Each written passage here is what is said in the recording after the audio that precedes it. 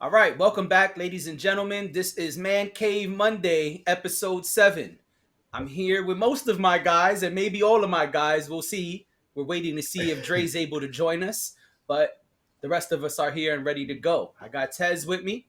I got Ness with me. I got Days with me. I got Dex with me. Say what's up, fellas.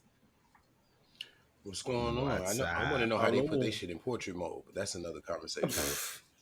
Yeah, I don't know nothing about that one, but I was like, is there something wrong with my vision? It's all blurry in back of you guys. Oh, that's Tez with the fly equipment. You know what I'm saying? Yeah. Tez with the fly equipment. You know what I'm saying? Now you see me. Now you don't. All right, so we're gonna start off with an interesting topic today. Everyone's already been briefed. I'm gonna cue up the video, share my screen, and hopefully include it with our audience, even though we've all already seen it. So bear with me. Here.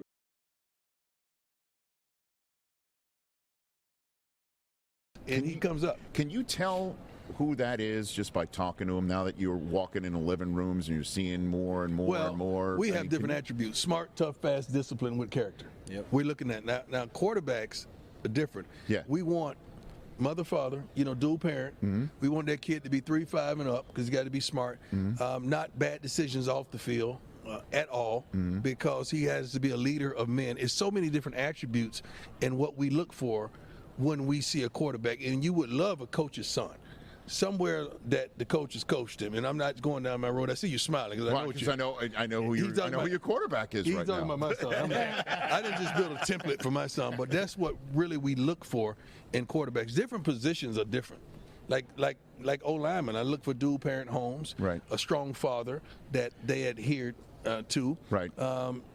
Smart kid, at least 3.3. and above. You're also describing Hurts. Yeah, tough. Well. I mean, physical. I mean, offensive lineman. Defensive lineman is totally opposite. What do you mean? Single mama. Trying to get it. He's on free lunch. I mean, I'm talking about just trying to make it. He trying to rescue mama. Like mama barely made the flight. Trying to get out the mud. And I want him to just go get it. It's a whole different attributes that you look for in different positions, and we have that stuff just chronicled. We know what we want, and we go get it. Deion Sanders here on the Rich Eisen Show. All right. Just close that. All right. So there you have it. Those are Deion Sanders, aka Coach Primetime, requirements for different positions. I don't need specs for this. So I thought it was really interesting. It was discussed on another podcast, and somebody asked me, did I know about it? Didn't know about this at all. I think it's really interesting. As a person who studied football, played football, studied Deion as a kid, and used to play flag football, played plenty of football games with Tez and Ness. Love the game of football, watched the game of football. I saw this and had some strong feelings, and I thought that this was a good topic to bring to Man Cave. Why? Why did I think it was a good topic to bring to Man Cave? Well, one, he's in a room full of white dudes. It's only one other black dude there. I understand that they're all former football players. You could see the helmets of the teams that they're a part of or were a part of in front of each of them. And that stood out to me. I said, okay, 3 white dudes in the room out of the 4 people who run the show. Very interesting. Number 2, I thought it was very interesting that not only did he want different things from the household of each player, but he wanted different grade point averages. He's saying 3.5, that's 3.5. He's saying 3.3, that's 3.3 out of a 4.0 GPA. That stood out to me as well. I thought that was also interesting. But I'll be very honest, what was most interesting to me was when he began to speak about the defensive lineman and speak about how he wants someone who's struggling and hungry. How he wants someone who, as you just heard, has a single parent, and it should be a single mother. How you guys are so broke, mom can barely make the games and the flights. And this is someone who's just basically a beast who's going to chase after it. And so I thought, wow, look at this man, this icon, this legend who many of us have grown up studying admiring, loving, saying that he wants someone from these conditions. And in fact, it's a requirement that he said his entire team has, you know, ready to go, categorized, and, you know, everything is there ready to follow the blueprint of how they recruit the members of their college teams, because that's also very important. This is not the NFL we're talking about. We're talking about college football teams. And so I said, man, if I have a strong reaction, maybe some of the other fellas do too. And I thought that this was a good topic to bring to a room full of fellas. And so, fellas, I'd love to hear your thoughts, and I'll definitely share mine as well. Well, the first thing that comes to mind is how many other individuals adopt that same mindset, i.e. NFL, i.e. owners, the culture of it within itself, because that sounds like exploitation to me. That's no different than exploitation. I actually watched it twice because, you know, although we joked about his confidence and, you know, borderline arrogance, he expressed those things so confidently. Yes. Jay, would you say? Yes. He expressed them very confidently. Well, he's basically saying their requirements to be part of the team. Yeah, but some people would, you know, we have different levels of mindset. So some people would absorb that humorously, you know, because he was being quite humorous at, you know, while he was delivering it too, but he was yet confident about what he was saying. Like what you said, like this is serious, but it's exploitation. You know, those things ain't no different than exploitation. You know, he's somewhat exploiting those children to a certain degree. He's exploiting their upbringing, you know, their struggle. You know, but also, like I said, man, the world is watching. I also think about how many other individuals think like that don't look like him. And if they said that, it would be outrage. People would be in uproar. Oh my God, how could he say such a thing? Cancel him. Right. Ladies and gentlemen. But see, it's different when he says it, because when he says it, it don't come across as racial. It's discriminatory. Right. You understand what I'm saying? It's about who's delivering what message at what point in time that is being delivered, right? Ain't that what politics is about, gentlemen? Absolutely. Right. I would love to touch more on this, but I'm curious to see what you brothers think as well. But that's the first thing that came to mind was who else is adopting this, you know, and exploitation. Well, before everybody else goes, let me just ask, and I'll ask, you know, everybody can answer. Do you think that this is how it should go? Do you think your upbringing should dictate whether you're good enough, whether you're eligible to play a position in college football? Come on. Yeah. I mean, we know the answer to that already. Okay. We know that. This is... for me, I heard this. I heard about this already, but I didn't see it. This is funny because it seems like we went from the days of, remember when we all played football as children? Well, at least me, when I was small, you almost thought like only white people played quarterback. Only white people were offensive linemen. Black was running back. Defensive backs was black.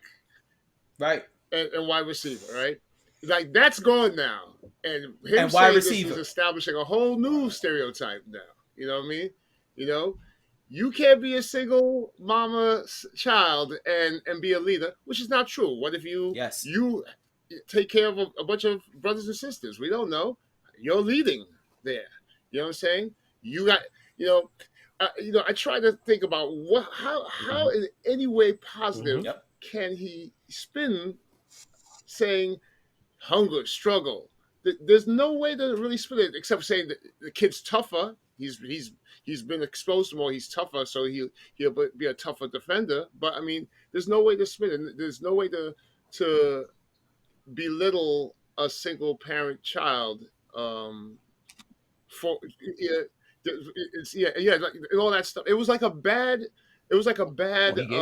comedy material. That's what he did. It was like a bad stand-up where we kind of go, huh. Yeah, he's got a lot of stereotypes there. You know, like it was like that bad. It really was that bad. And like they said, how many coaches really think that way?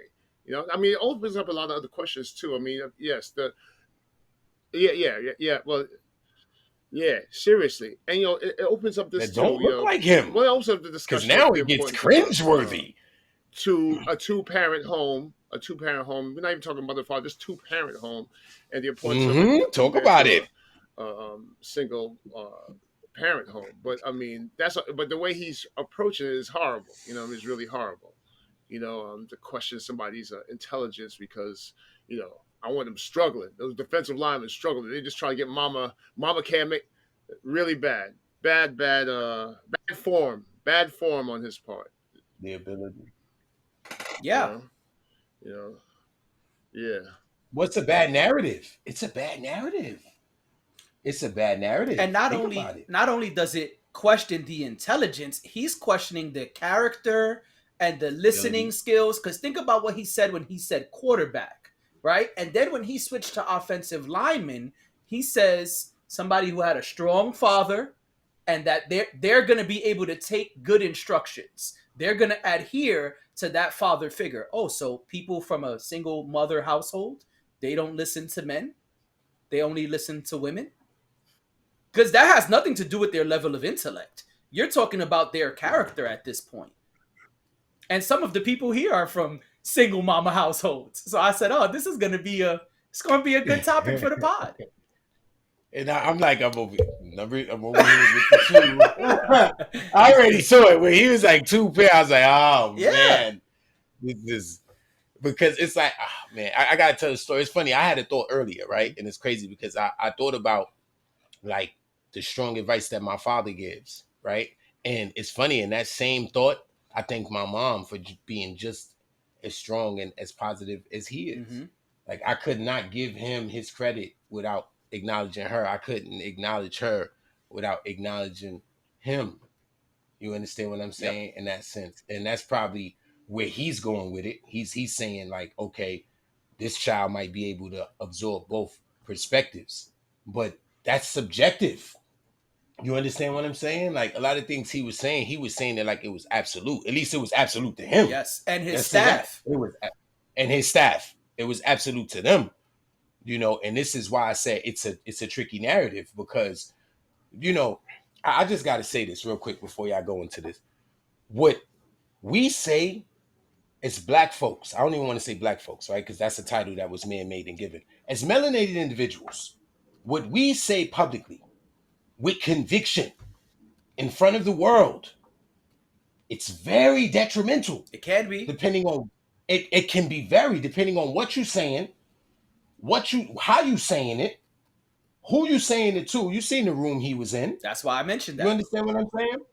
I remember I saw something where this young lady, it was, I don't remember where the message came from, but I remember the example, right? So this young lady had wrote a book, she had pitched it, and the lady was saying like, we can't really push it, we can't, and she was trying to say it, but she couldn't say it. So the young lady, she's colored, she goes, what is it? Is it too black? She goes, yeah, that's it right there.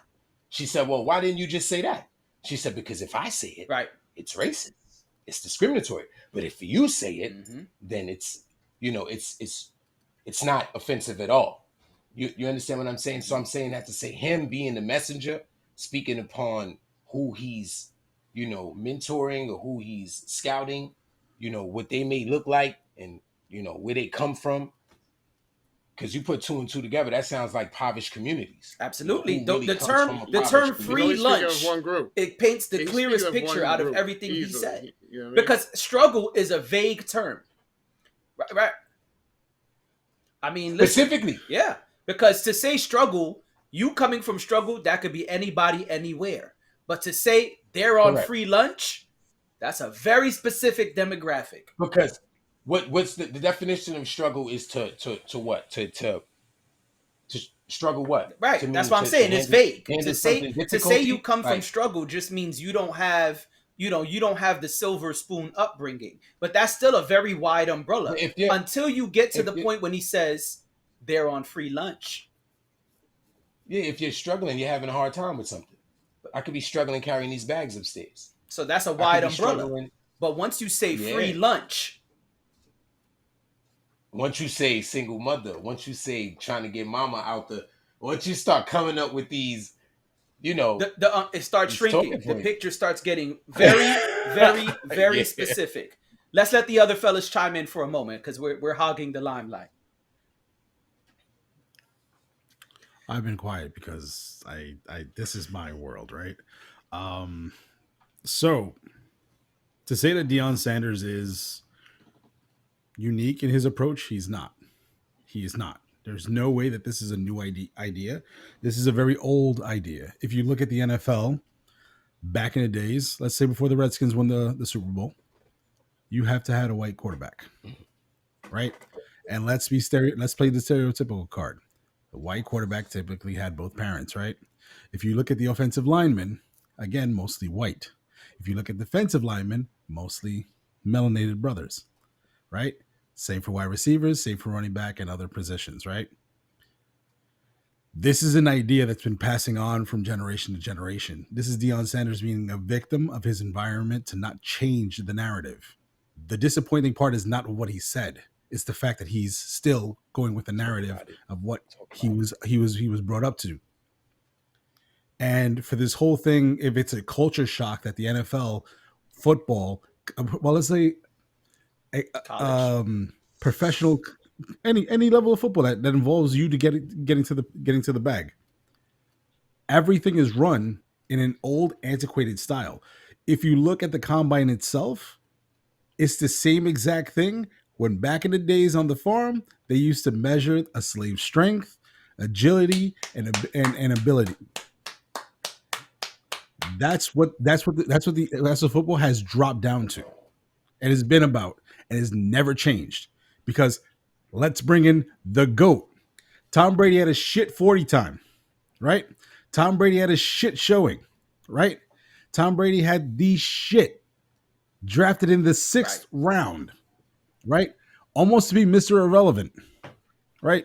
Mr. Irrelevant, for those who don't know, is the last pick of the NFL. Shout out to Brock Purdy for making it to the playoffs as Mr. Irrelevant. But this is the mentality that's been going on since the dawn of the NFL, where Richie Cunningham wasn't supposed to be successful. Donovan McNabb wasn't supposed to be successful. And I'm so sorry that I forgot the name of the first black quarterback to win the NFL, to win Doug Williams to win the Super Bowl. He was not supposed to win. If you want to look at the Vegas odds in that Super Bowl, facing Elway, they were facing Elway. It was abysmal how underdog they were because of Doug Williams. Yeah, against Elway, who's the golden goose in the NFL. Elway, the guy who turned down the Yankees to play football. Right? What did Doug Williams do? Shut them up. That's right. He won. He beat John Elway, the prodigal son, who's an instant Hall of Famer the second he touched grass. Right? This is the mentality that we constantly have. Am I giving an excuse to Deion for now? No, because as a person who's a leader, and we'll get to that in a second, a person who's supposed to be a leader, a person who has 3, 4 Super Bowl rings in his archive, a man who inspired, because he won 2 with the Cowboys, one with the Niners. A man who inspired Ray Lewis to be a better man, right? This is a guy, and this is a narrative. You went to the JUCO to inspire these same type of wide receivers that you were looking for, these meal ticket people, right? To become better players and become a successful program with Christian values. And now you're going in the opposite direction. And this is right unacceptable. You know what I'm saying? It's unacceptable. Talk about it. You know, so it is. It is. Wow. It is. It's. I'm not comparing apples to oranges, but this is the Kanye syndrome all over again. In what way? In what way? Wow. You become so holier than thou, you forget to see what the problem is, and you become the problem. I like that. Bars. Okay. Instead of motivate a leader is a man who motivates the men around him or the people around him. Let's say men. That's what a leader is. I'm gonna tell you something real quick. I get the mentality behind it. I get you want that person struggling to be in aggressive positions because you want the dog in them, right? But I'm gonna tell you something, Jay. When we play football, who's quarterback? Did I have both parents? No. And guess what I don't do? Quarterback. What? And guess what I have? Yeah. Two parents. But yeah, both parents. Yeah, you had you came up with the nuclear household. You know, the four and the Right. and the pet. And the I was pet. Yeah. I ain't commentating. have that. I was commentating. I had two parents. I but to get back into it, I will put in quotations the logistics of it, how logical it seems, the personality types. So I'm gonna tell you this has been happening forever. Forever. There are coaches out there that will not recruit a black quarterback. Nope. He runs too much. They will tell you, you run too much. I can tell you this, and I love Andy Reid. I love Andy Reid. He learned his lesson with McNabb. He told McNabb, stop running, throw the ball. And McNabb did that. They won games, but not as many. Why? Because you became a one-dimensional quarterback. But let's look at the Super Bowl this year. Quarterbacks. Two black quarterbacks. Damn good game. None of them traditional in the aspects because Mahomes can dance out the pocket and Jalen Hurts as a neutral. That was a damn good game. I'm not that saying was good. I'm not saying that as a biased fan. Oh man, sorry, that was bad. I love it. Love it. I'm quiet because I lost money. But my thing is a person who has that much influence to not only my generation, but to the generations above. Because if you play Madden, he's a rare card to get. He's a rare card to get for your MUT team. Right? You can get a cheap Deion, but you want that good prime time? That one that plays both ways in special teams? The one that I remember? Mr. I'm always on the field? This guy inspires people. Now you leading with this narrative? Nah, man. Prime time was my first jersey. Yeah, me too. I won't lie. And after watching that, I was like, I was too during the 8 yes, I was a Cowboys fan days. It's all right. Nobody's perfect. You know what I'm saying? Yeah, but primetime was my Jordan. That was my Deion Sanders was my guy. Mr. 4-2 ran the 4-2 runs to his car. But that's him going, and that's the Deion that I was expecting. Mr. Anti-Authority, I'm just gonna run a 4-2 and I'm out. They're gonna draft me high anyways. Because I know my value. Right? And you got these players who are literally killing themselves in the combine in hopes of getting their, a high draft, because it does mean better money. It does mean a better opportunity. It does mean a higher chance of success. But if you're going to think that this is new or this is like he's assimilated perfectly. Oh, this is off thinking. No, it's common. It's common sense in the football space. Yes. Yep. But if you look at it too, look at the teams he played for. Right. He also played for Jerry Jones, who has the same mentality. If you want to get into semantics as well, how long did it take? And listen, I can say this as a non-Cowboys fan. How long did Dak Prescott go to get that contract? I can tell you the only reason he got that contract was because Tony Romo retired. Of course. Because that year when Tony Romo was starting and Dak Prescott went in, Dak was having the better year. And guess what? They wanted to put Tony back in. I remember that. My man. Herm Edwards said you play to win the game. Right? And when we all play, if we're all playing a football game, if one of us have a bad day, listen, you ain't got the dog in you right now. We got to play this game. I'm sorry. You play to win the game. You put the best men on that you have on that field. That's going to take that game and take control of that. People have off days. People aren't up to snuff. People didn't do their homework. But you can see how in the mentality that's indoctrined within the NFL. And yes, it's about time that we're starting to see different approaches. We're starting to see different quarterbacks. And it's not just the quarterback. The quarterback is the easiest one to pick on because we can see that it's 75% one shade, But, it's a shame that these people, it's a shame that brothers got to take forever to get a contract. Or the biggest slap in the face with McNabb. How do you go to the Super Bowl and the Eagles, I understand why the Eagles let him go. They had to move on. But the Redskins signed this man to a contract. A crap load of money. Zero guaranteed. Explain that. Because you know why? we can cut you at any time, and they did. He went to the Vikings after that. Absolutely. All right, let's let Nestor chime in, and then I'll give my thoughts on it.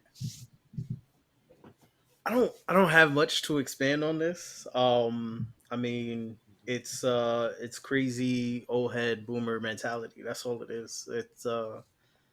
It's just he has an idea set in his head, and he may think he's doing something different, but it does feed into the same thing, especially when he speaks on it, because he's just putting those ideas into people's head. And I'm pretty sure jumping in the comments of that video, you're gonna see people that are like, yep, the two parents, and yep, and that proves it's it's white dudes that's quarterbacking because they're the ones with two parents and this and that, and that's probably the conversation going on in the comments of that video. So it just feeds into all that, and it doesn't make sense, and it has nothing to do with really them on the field. Like the person at home that you're interviewing and going to see in front of their parents isn't the same person in the locker room, isn't the same person on the field. And it gives you an idea of the kind of person that they are, but it doesn't really tell you what kind of player they are. It doesn't tell you what they're gonna do when they get on the field at all. Right. Real quick, I know you're gonna go. Wait, Nestor, were you done though? Yeah. Okay, go ahead, Janelle. Sorry, go ahead, Tez. So my thing is, if and when, or let's say if or when, I don't want to put hope into this stock, but if or when it works, what do we say then? If and what works? The mentality. Let's say his Colorado team that has no success, or has little to no success prior to him coming there, now becomes a prominent team in the Pac-12. I would say, I would say he still picked the best Then what do we say? All-American player. That's what I say. I mean, I don't think. I think he's really thinking that way, but he's still picking a top player. You know what I mean? But I don't see nobody that love football not wanting to play hard for Deion Sanders or wanting to play for him, period. Like, you feel me? If Jay signed me tomorrow, like, dude, are you kidding me? Like, I mean, yes. You feel me? Whatever. I mean, who gives a damn what circumstance I'm in? Like, he gave me the opportunity of a lifetime. You understand what I'm saying? Like, for some, it's an opportunity of a lifetime. I can counteract that with two players. Ryan Leaf, #1 draft pick, went to the Chargers, instant bust. Played 16 games in 4 years in the NFL, became a bust. He went ahead of Peyton Manning, right? Jamarcus Russell, picked #1 by the Raiders. He had the privilege. He had the privilege to have the skill set to get there. Nothing in the NFL. He's honestly a joke in the NFL about moving up to draft. So I understand that people most people will take advantage. If you say, yo, Jay, if Joe says, I need you on the team, of course, I'm going to take it seriously. I'm going to give him my best. But you got a lot of these people. And the thing is, we have to look into the mentality of certain people as well. If I know I got that talent, I got that egoness, I got that cockiness, I ain't got to practice. I ain't going to practice. I don't have to do it. I'm better than you. But come football time, I didn't read the script. I didn't read the defensive schemes and nothing. I go against and I throw 4 picks. And then the guy who's doesn't run faster than me, doesn't throw harder than me, doesn't, who quote unquote doesn't want it more than me, wins the game or puts the game back into contention. There's lots of little factors in that.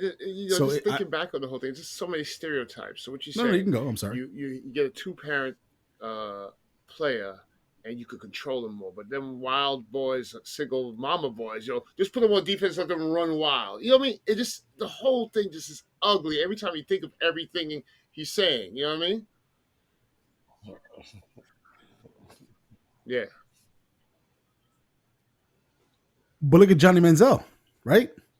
Both parents, kid came from money, and he's out here fucking treating the game like it's a piece of shit. But let's not get stuck on those examples he gave, and let's focus more on the mindset. You know, But this is the example. He says he wants a quarterback with both parents, right? no, I understand that. Who comes up from a humble, from you didn't even say a humble upbringing, just an upbringing that was solid and stern, right? So Johnny Manziel had that from his father. Johnny Manziel has it from his mom. They have money. He never had a struggle. He was supposedly a leader with the Augies, and what happened? The guy became a joke in the NFL. He was barely successful in the Canadian Football League. The XFL made a rule for him not to play. But that's why I'm more focused on the mindset. You understand what I'm saying? The mindset that Deion But is actually expressing in this interview. So confidently. He yeah, sees nothing wrong with what he's saying. He sees nothing wrong with his actions. He's like Jay said. He said, "Yo, this is the criteria." He actually remember he said it, and this is the criteria. You feel what I'm saying? This is what we looking and for that's specifically. and I'm agreeing with that. I'm just saying that Johnny Manziel will fit that criteria and look at what he became. No, Well, So go ahead. no, go Days, go. No, because I'm saying like I'm not even arguing with his points. I'm just saying like, sometimes we could get so fixated on the examples that's given. You don't want to get away from the fact that like he's actually moving with this mindset. Like we could focus on he said the quarterback said he want two parents for the quarterback or he want one for the defensive lineman. We could focus on those specific examples he gave, but what about the mindset as a whole? You understand what I'm saying? And it's very yeah. predatory, very, very predatory. You understand what I'm saying? I must say, and with such influence, such strong influence that he got, you get what I'm saying? Like that's what makes it so dangerous that he's the one delivering the message. But like they explained, there's other individuals that has had this as their regimen for years. You understand what I'm saying? But the fact that he's here now with this new opportunity, expressing it so openly, I think is what's problematic. And concerning. Right. Yeah, And so very, that's very. my thing, right? My thing is there's a lot of layers to this situation, right? So Mhm. you got Dion prime time. This is a guy that, like Tez said, for a lot of people, this was their Michael Jordan. This was the person they grew up idolizing, studying, including myself. Anybody who knows me from when I was a wee lad, I wasn't naturally good at football. I was not some all-star who just came out and was great. I sucked at football. I just wanted the opportunity to play. But I knew even as a young kid, 7, 8, 9 years old, 10 years old, hey, I suck. I gotta find a way to get better. Well, how did I get better? I had an awesome dad and mom who sat me down and said, hey, we understand you like it and you're not liking the results when you're playing the game. Here's how you can get better. And we went to school. My dad sat me down and we would watch ESPN for hours. I would sit there and take notes. He would record it on videotape. We would go back and watch it. Okay, this is what Deion Sanders is doing on defense. Oh, you see how he positions himself? Okay, cool. Oh, look what Jerry Rice does. When he cuts to the post, first he does this, then he does that. And it was like an entire process. And so I'm saying that to say, yeah, I grew up loving Deion Sanders and loving football. That's what makes this hurt even more. To see this same legend, this same icon who I studied and admired, saying, hey, it's not who's the best person in the game. It's not.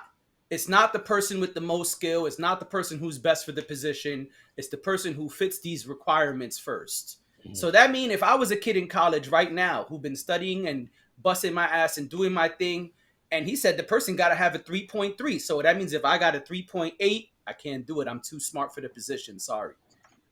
Got to have a 3.3.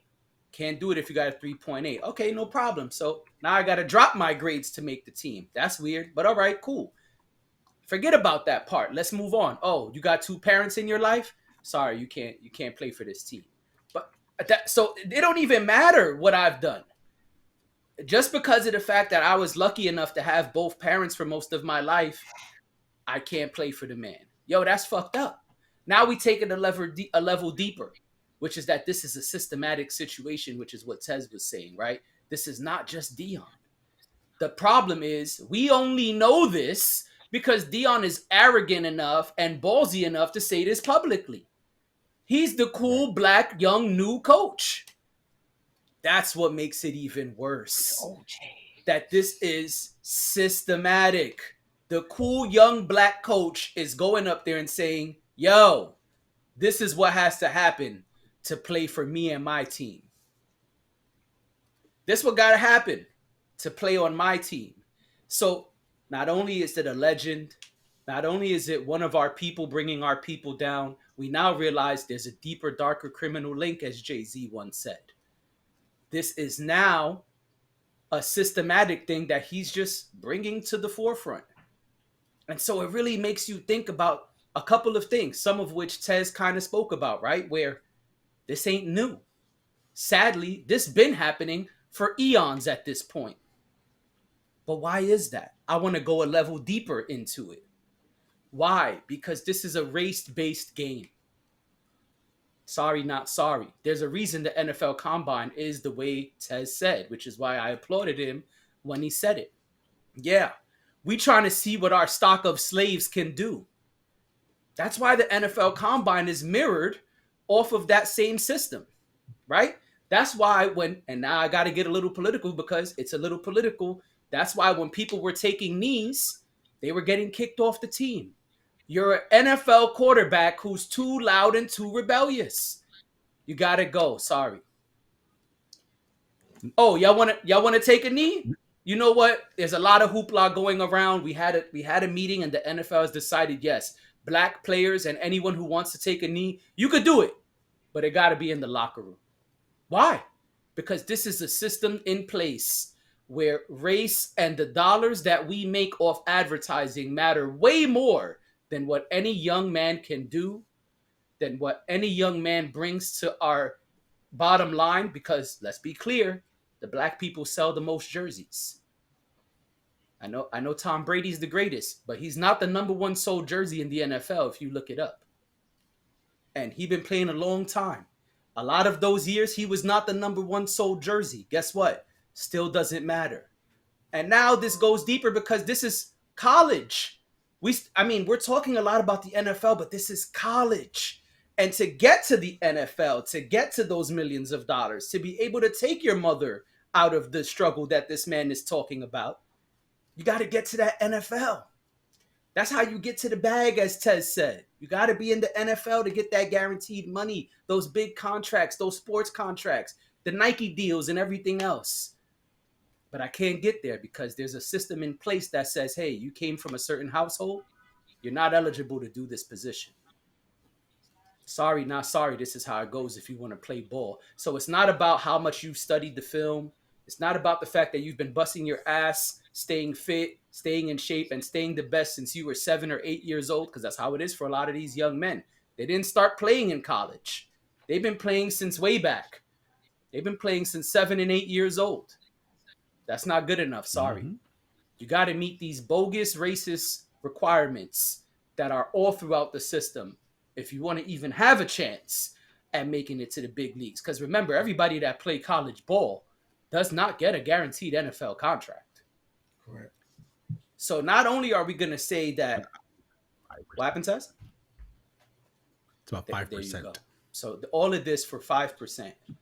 Think about how many kids are playing college ball. Think about the level of scrutiny they're going to make this team.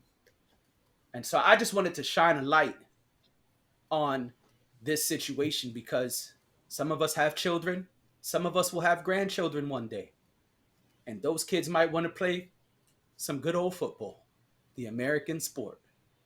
And this system is in place that says, well, some of y'all not going to be eligible, not because of your grades, not because of your skill level, but simply because of your mama and your papa. That's fucked up. And am I mad at Deion specifically? I'm disappointed.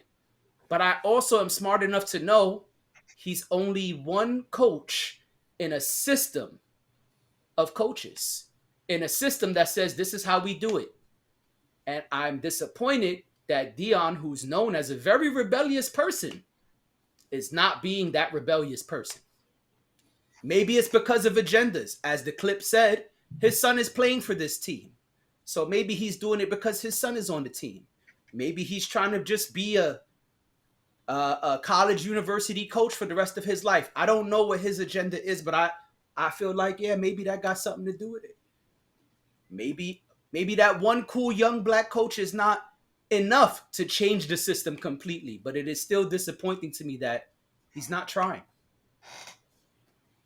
And I think if you couple that with what he did at the last college he was at, Deion is pretty fucked up right now. And that's sad to see because, again, I too grew up loving and studying. Go ahead, say it. He's OJ. Talk about it. No, What does that mean? I'm not black. I'm OJ. Right. I'm not Deion. I'm prime time. You know when prime time walk in. What, you want me to bring him with me? Don't make me bring him with me. I'm Deion right now, but I'll bring prime time with me. He'll walk right in. You'll see him soon as he walk in. Don't make me bring prime time. They didn't ask for prime time. They asked for Deion. So I brought Deion. That's what he said at the beginning of the video. We didn't Exactly, put that part verbatim. up. Yeah. Verbatim. Absolutely. And so it's a lot. It's layered. And I just wanted to bring it to this platform where a bunch of us average Joes could speak on what's going on. Go ahead, Tez. I see you. So to piggyback on some things you said, it is a system. It is a systematic stereotype of racism, if we want to put it in that regard. The whole Neil thing, if you look at it, it hinders our, our Constitution, our freedom of speech, right? What let's break it down to brass tacks. Me kneeling should mean nothing to you, right? But because people take it a step beyond, because everybody's extra, we can go into, everybody knows the semantics. A soldier had told someone, if you feel some type of way, take a knee. That's what the soldier said would be the most respectful thing. That's important to say. Sorry. But unfortunately, other people saw it as a sign of disrespect because it's not stat quo. Right? It's not the norm. It's disrespectful. How dare you? This is what I live for. This is what we play for. Every baseball game, every football game, every basketball game. The national anthem has to play and everybody stands up. Or one player made a change and said, I can't stand for this anymore. But because somebody put a ripple in the fabric of society, he became shunned. He became blackballed. He became, a meme at a point, right? And that's the mindset of the systematic oppression within sports. If you look at it, we can go to, I'm going to get into college real quick too. If you look at it, it's a system that set minorities and people, people from horrible upbringings to succeed in college. Up until now, if you had no money in your bank account, if your parents were broke, you struggled because you could think about it. You have to go to the gym in the morning. You have to do your 2-a-days. You have to do all your homework and all your exams. And on top of that, work a job so you can get some food, or even better, pay for your books. Because that football scholarship be covering everything. But not everybody gets a full ride. Yeah, not everybody gets a full ride, right? So you can still be a star player, and guess what? Jimmy Johnson ain't got no full ride. That's how it is. And that's the mentality that they encourage is, oh, you want it, you got to work, you got to pick yourself up by the bootstraps. Yeah, and you got to prove it to us that you want this, that this means something to you. But again, with these owners like Jerry Jones, and I pick him out because I can, he wants the most competitive people out there. Where's Odell when you need him in the playoffs? Because he had a little snafu at a strip club. I mean, on the airplane. That's not showing the competitiveness. I understand there's more to that. I'm just saying for example. But great example. It's the antiquated mentality that, unfortunately, as much as we say it's gone or that it's better now, it's still there. It's still there. And the disappointing thing is, Deion, who I'm sure has been a victim as almost all the football athletes and sports athletes from the 80s onward have experienced once, in some regard in their career, is not Right. making a change. That's my problem with Same. the situation. Same. All right. Anybody else want to chime in before we move on? Well, I'm still looking at the whole the overall aspect of it.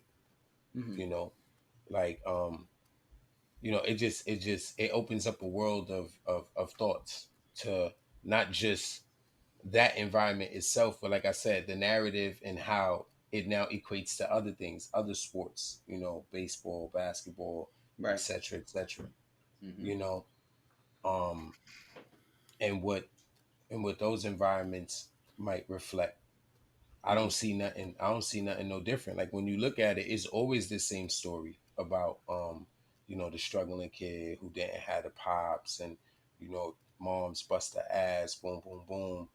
So he definitely want to get moms up out the struggle. They was actually, I saw something where they was talking about John Wall, and they had mentioned that his moms had spent her last on some tennis shoes for him. So the Mm-hmm. lights had got turned off, and then they were saying like from that day on, he was just like dedicated to like getting his mom, never seeing that situation again. Like his mom's never having to experience that again. Like we not I'm not being insensitive about the situation. We all struggle. It's like I said, in my earlier statements, exploitation. It's definitely exploitation at its Yeah. at its highest. And they always look to us. My brother, he likes to say certain things. Like he said, certain things with us, it just look better. You know, it sound better. We look better when we going through it. Like it just on us, it hit different. You understand what I'm saying? Like you know certain people probably wouldn't even be able to handle some of the struggles and some of the things that we endured, you know um and for some people it makes for great content. Sorry to Well, say it. yeah, and that's why I you mentioned know who's in that room, because correct look at whose show he's on. correct correct That's why I correct mentioned it. that was a great way to end it. Thank you. All right, let's move on. So, a while ago on this pod, I don't need the specs anymore. A while ago on this pod, a conversation, a brief one, happened about being polyamorous. And I wish Dre was here because I feel like this would be an educational moment for him. But who knows? Maybe he'll pop in. Uh, Dre said on a pod, and it made me think, man, we might have to have a deeper conversation about this. Dre said on a pod, if you didn't watch it, that he thinks being polyamorous is a weird new term that came from women wanting to be with multiple men. And I remember his joke was, and we all laughed because it was a joke, but it also had a little bit of truth to it that, you know, he said, I remember I was doing stuff like that. They just called me a player. And now it's an internet and widespread term about being polyamorous. And that Yes. shit is bullshit. And it was funny, his delivery and the way he said it. But it made me realize, oh, maybe other people don't really know what it means either then. And because it's not just having multiple dicks in your life. And so I thought, well, I know a little bit about being polyamorous, and one of our co hosts is polyamorous. And so let's have a conversation about what does it mean to be polyamorous.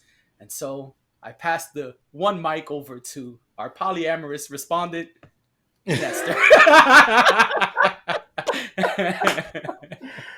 Yes, I think I'm polyamorous too. I'm, You know I'm what I'm saying? single. God damn it, I'm single. So, yeah, I mean, I think I want to start the conversation with something Days likes, and that's defining terms, right? Yeah. So, Thank you, Naz. Thank you, Naz. so the first part is relationships, right? There's different types of relationships in general: familial, platonic.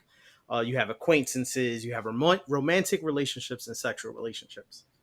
I think romantic and sexual will probably be the focus of this whole conversation.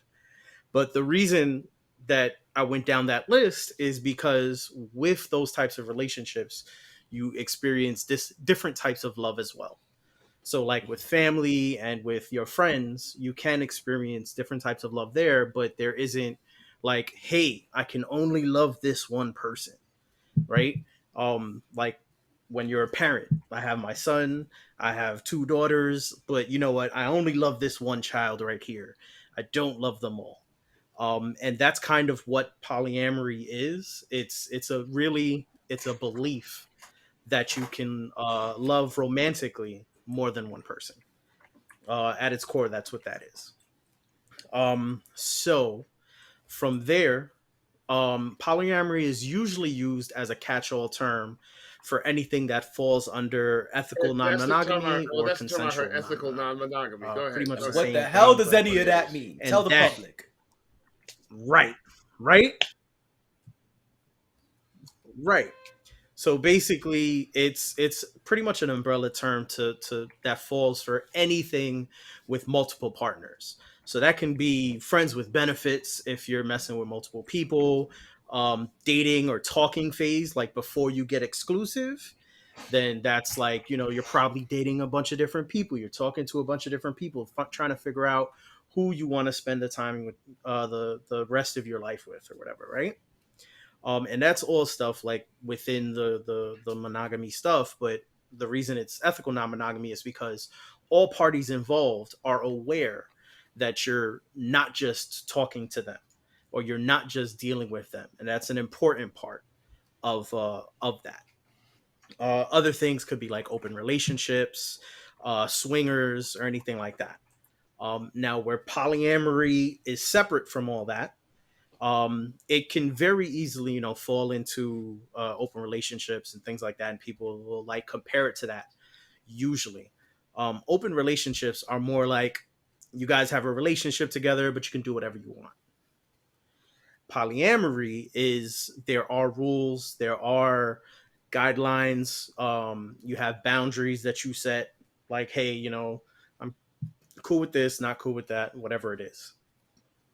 So polyamory as a whole is more of a lifestyle decision for your family, for you and your partner, whatever set guidelines you want. The most common would be triads, quads, and V's. So basically, triad, three people, a throuple, three people, they're all in a relationship together. Then you have quads, four people together, two couples, couple together in a relationship. And then V is like one person dating two different people. Um, and then all of those are what's defined as a polycule. So the polycule is just everybody that's in the relationship, no matter the structure that relationship takes. Um, and then another important term, metamor.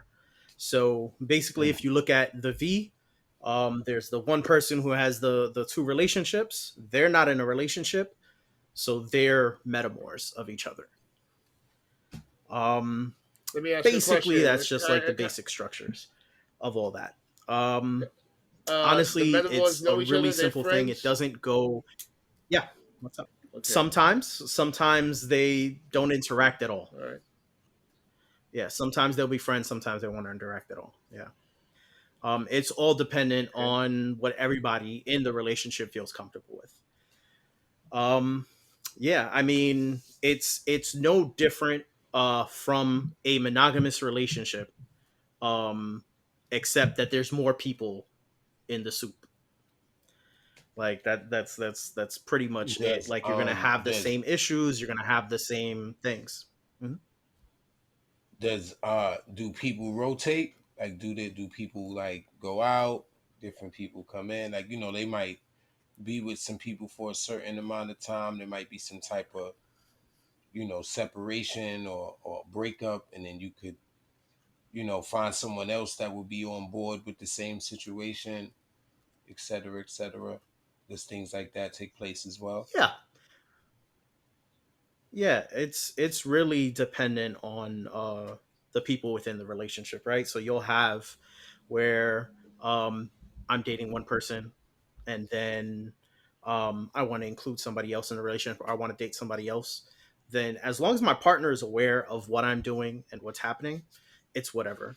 Sometimes one partner will stay home and then the other will go out and go on a date with their other partner. It really is it's multiple monogamous relationships mashed together in like this, like the same way you would put together any geometrical shape. It's the same thing. It's still going to be the 2 points between the lines, and then they'll just be structured however. um and again, like I was saying, you'll experience a lot of the same things. So there is, it's not like there's an absence of jealousy. Jealousy can be there, but it's how you manage that and how you bring it to your partner, because it's really things that you can't just be like, oh well, you know what, this is it, I don't want to do this anymore, forget it, right? Like, sure, if you want to set a boundary where it's like you're not comfortable with that happening, it is something you discuss with your partner, and it really is something you have to come into a decision together. It's something you're going to keep moving forward with, or do you guys part ways? All different things fall into place when it comes to those conversations. Thank you, Des. Yeah. All right. So first of all, thank you. That was a great breakdown. Second of all, I went to an event a couple months ago called Exotica. And Exotica is known as the porn convention. At this convention, there were several workshops. They were free. You just go sit in a room like if you're at Comic-Con and you go to a panel. And one of the panels I sat down in was a polyamorous workshop. And the man, who is an author and does a bunch of different stuff, has been polyamorous for longer than I've been alive. He's been polyamorous for like 40 years. He's a guy in his like late 50s or early 60s, something like that. I don't remember its exact age. But the point is, he's been polyamorous for years and years. And to add a little bit of fun to that, he's also part of the BDSM community. And so he said that he's a Dom who has subs, and he spoke a lot about his situation and broke down almost identically everything Nestor just said the same way. And so Nestor, that was great. And he broke down the term V and most of those other terms, and he broke down his situation. He said he has a wife. He was early polyamorous when he met her, and so he put that on hold for a while, and they got married. And when they got married, he told her, hey, this is the life I'm into. I'm part of the BDSM community. I do a lot of wild shit. And they had a long conversation, and she said, I don't give a fuck about any of that. As long as you're honest with me, and at night you come home to me. And he said it stood that way for the better of 20 years, and where he had multiple people he was in different types of relationships with. At one point, it was another girlfriend. At another point, it was a fuck buddy. And he told his wife the things that were going on, and she was good with that. But at about 20 years in, she said, I know for a long time I've let you do basically whatever the fuck you want. But I had a change of heart. I would like for you not to do this one thing. I would like this one thing in the sexual realm to only be with me. And he said, okay, I love you and I respect that. And that's what I'll do. And he broke down his situation where his situation has changed even of recent. So he has his wife, and I forgot the term, but that's his primary partner. Do you know the term for it, Ness? It's called primary. Primary. There's probably another one. Just the primary, right? Because he said a specific term. There you go. Anchor is another term. Thank you. It was anchor. So his wife, he said, is his anchor. And then he had two other women, right? And so he said one young lady he doesn't have any sexual relationship with in the way that most people think. So he is her Dom.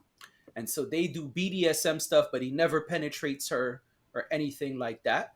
And she does not live with them. And then he has a girlfriend.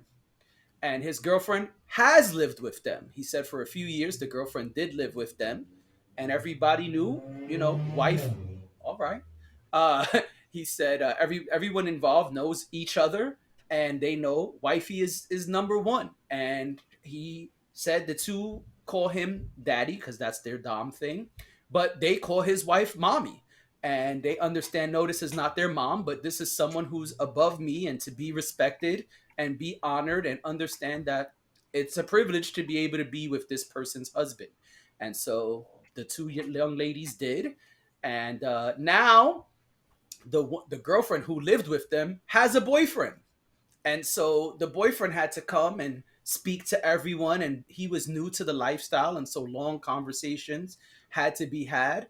And now the girlfriend moved out and she lives with the boyfriend, but she still is part of their situation. And that's when he broke down the term V, because his wife doesn't have any interest in intermingling with anyone else. And so he is the V point, and then he's got these other branches, so to speak.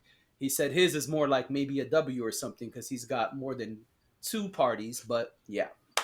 So, yes, he said basically polyamorous is whatever you all agree to, but it is multiple relationships. Sometimes the people know each other, sometimes the people don't know each other, but usually you are not a person who is single. Usually you are a person in multiple committed relationships. And he said, but that's changing because now he sees that people are using the term poly single. And then he said, like, that's some young shit. He just made fun of it. And so he said it's people who he doesn't really think they understand what the term poly means and things like that. But I thought that and he's right, because I've seen that there's a specific app that I'm on, Yeah, and I see, huh? They freestyling, but it's cool. That's what he said. He basically said they just making shit up at this point. But yeah, and so I also thought this was an interesting conversation to bring to the podcast because I am someone who I guess practices ethical non-monogamy, right? And so when I am single, I date multiple people who know of each other. I do not have my people meet each other, but I am honest and open with people, and I tell them, hey, I am, we've gone on some dates and we're digging each other. And before this moves any forward, I think there's something you need to know. And honestly, I try to say it as soon as possible because why go on several dates if we're not going to go anywhere, right? Like, we don't need to waste each other's time and money. And so I usually tell people from the jump, once I know there's interest for sure, I tell them, listen, until I'm in the point where I'm in a committed relationship, I don't do exclusive dating because to me, that's a commitment. And so I am seeing however many people I'm seeing at that time. I tell them whether it's one or two or five, whatever. It's usually not five, but anyway, I let them know, I'm dating two other people, for example, and you would be the third person. You would never meet these people and all the other stuff that I do, which is not anybody's business.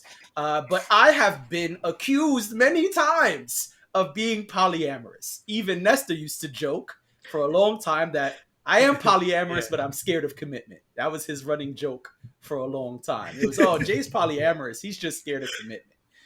And so I thought it was interesting to bring to the pod because I think a lot of people hear the term polyamorous and make their own assumptions.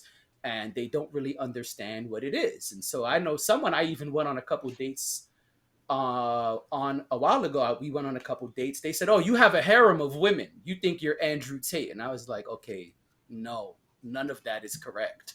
I don't have a harem. No one lives with me except my daughter. I'm not in any relationships, and I don't even want to discuss that guy. And so I said, man, we really got to talk about this on the pod because clearly people have some misconceptions.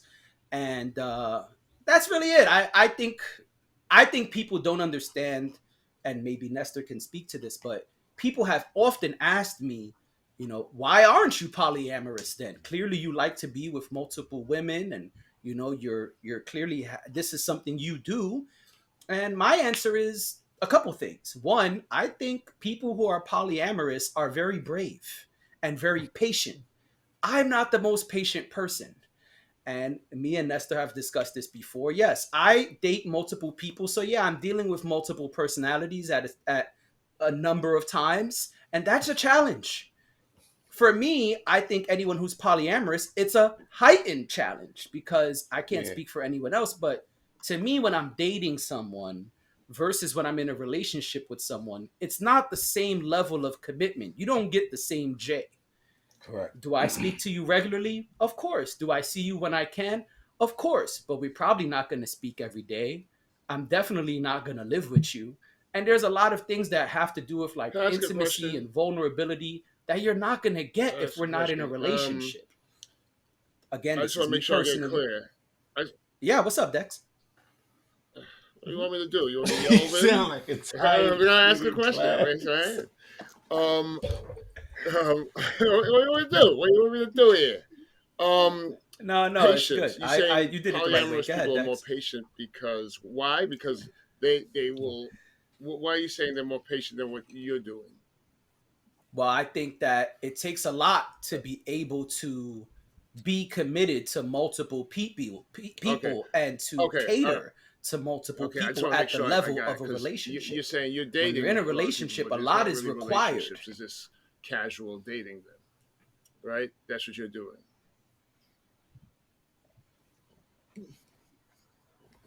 Yeah, I mean, I'm not against relationships, but I think it takes a lot to get there. And if I'm committed to you, I'm committed to you. That's fine. But for me personally, to be able to give that level of commitment, vulnerability, uh, you know, the way I want to please you mentally, emotionally, And, physically, to do all of and I that gotta with ask you this. multiple people, that's a lot of work. I'm sorry, I gotta And ask you that this. takes In patience. a And I polyamorous personally relationship, am not. how do you What happened? feel as far Yeah. as What's up?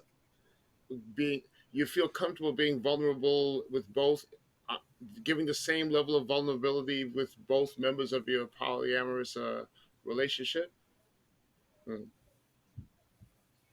Yeah, I mean, yeah, you kind of have to be like if you're going to enter into a relationship with someone, Is it the, is it you the, have to be is there? comfortable Uh-huh. being vulnerable with them. Sorry, is there a Like that's temptation that's to definitely want something to big. favor So one it's over it the other, or have enough self control or decisiveness to give the same level to both people? it could happen that you're going to favor one partner over Okay. another. Usually that's where like Mm. the because there are hierarchical The anchor relationships and the part. Yeah. sometimes where it's like, hey, that's what Jay was saying before about the anchor partner or the Mm. primary. That's Mm. usually the person that like, yeah, that's usually the person that's not going Mm. to go anywhere. That's going to be like that's your partner for life no matter what. And then everyone else you introduce are going to be people that maybe you want to build a family with them as well. Maybe it is something that you want to build a family as a whole all together, whether the other two partners Yes. are together or not. Because it is also Mm. something that's possible that where it's like, okay, I'm at the center, I have one partner here, one partner there, and we're all like raising a I family agree. It's together, brave, even JD. though That's those two brave. partners aren't That's in a really brave. relationship at all. That's brave. Yeah, and see, that's what I'm saying. To me, that takes a lot of fucking work. And, not like, look at the example Nessa just gave, right? Let's say I want to have multiple children with these people, right? So let's say I have a wife, just example, right? I have my anchor partner and we have one child. This is just an example, right? And now here comes this new person, and we all decide, man, we want to have more kids. I want to have a child with this woman. I love her equally, or whatever. I love her. We want to have a child. We're discussing childhood. If all of us are going to be together, right, in this 3-parent household, there's a lot of people who now need to be on the same page for these children. That takes a lot of work. And I know you don't have to be in the same household. I know you can have multiple household situations, but that's not what I would want. I would want all my people in one house. If I'm going to have a family in one, I would prefer for everyone to be in one household. So that's why I give that example. I know that's not required, but just in this example of what I would want, I would now have to get 2 different women on the same page, idealistically, about how we're raising these children all together. That's going to take a lot of patience and a lot of work daily. Daily. And so I think I Yeah. take my hat off, my figurative hat, to everyone who's polyamorous because there's a lot of work involved, whether there's children involved or not. And I think for me personally, that's kind of scary. I mean, I'm not saying I'm not capable.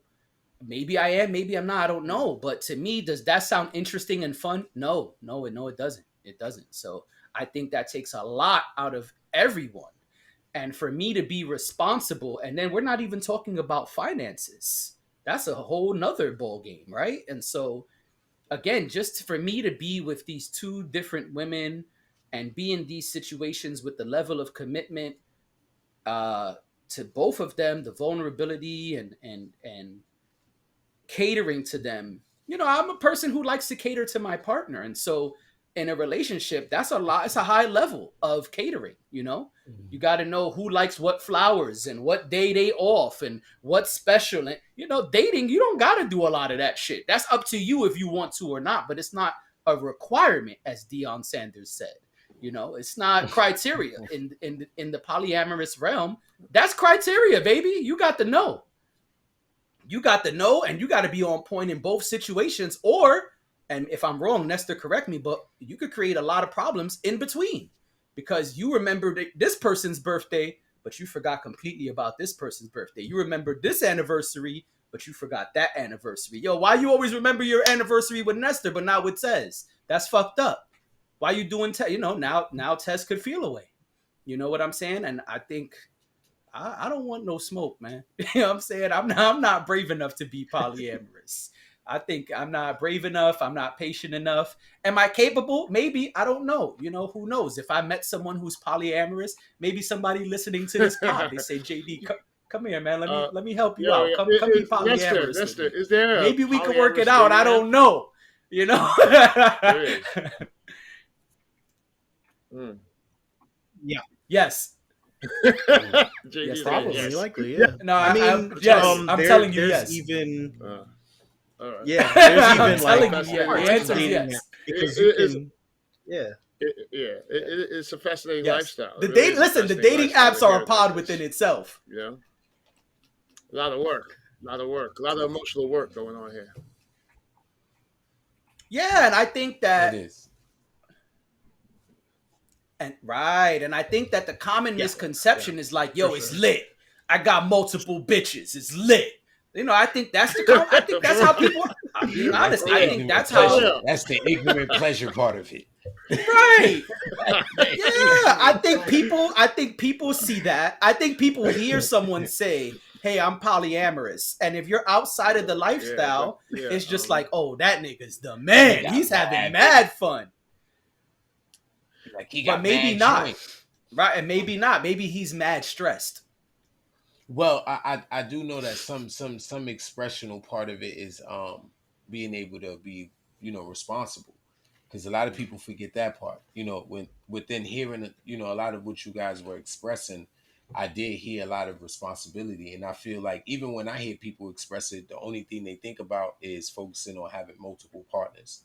It's not a responsibility thing that they're looking at. Not looking at that you have to be responsible for these individuals as well. You know, and it's not taking anything away from them, but it's saying that if this is something that you want to commit to, you have to be able to commit to it, you know, wholeheartedly. You have to be able to be responsible for what it is that you're committing to as well. You know, a lot of people just want to make, you know, silly commitments, but you have to remember the commitments that you make and they follow up with responsibilities. You get what I'm saying? Right. Yep. So I think that part often gets overlooked, because I remember I was saying that to somebody the other day. You know, even and even sometimes when you look at certain talking points, it's usually a response to what somebody's saying. Like if somebody's saying, "Yo, well, dude got a bunch of Johns," and they go, "Well, I'm gonna have a bunch of dudes." You know, it's always like a response, and both of them are overlooking that both of these decisions and commitments come with responsibility. You know, can you manage being in multiple relationships?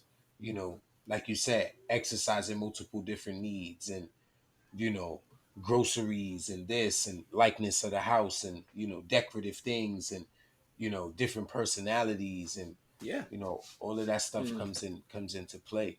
You know? Absolutely. So anybody have any questions for Ness before we move on? Oh, Ness like the guru of this part right here? Okay. Well, he's the person with the experience. So okay. Very interesting. But like I said, man, you know, people always usually respond from that point of having the idea of just having multiple partners and how fun of course. Yeah, because people look at the way they can benefit when you're on the outside looking in. Mm-hmm. It's easy to say, "Oh man, I see Days with his shirt off. He got a 6-pack. Yeah, I'm gonna get me a 6-pack too." Until you learn how many crunches you need to be doing every day, or how you got to change your eating habits, or how much weight you well, got to well, lose. well. That draws the point of, like I said to someone the other day. Usually, when people, I wonder.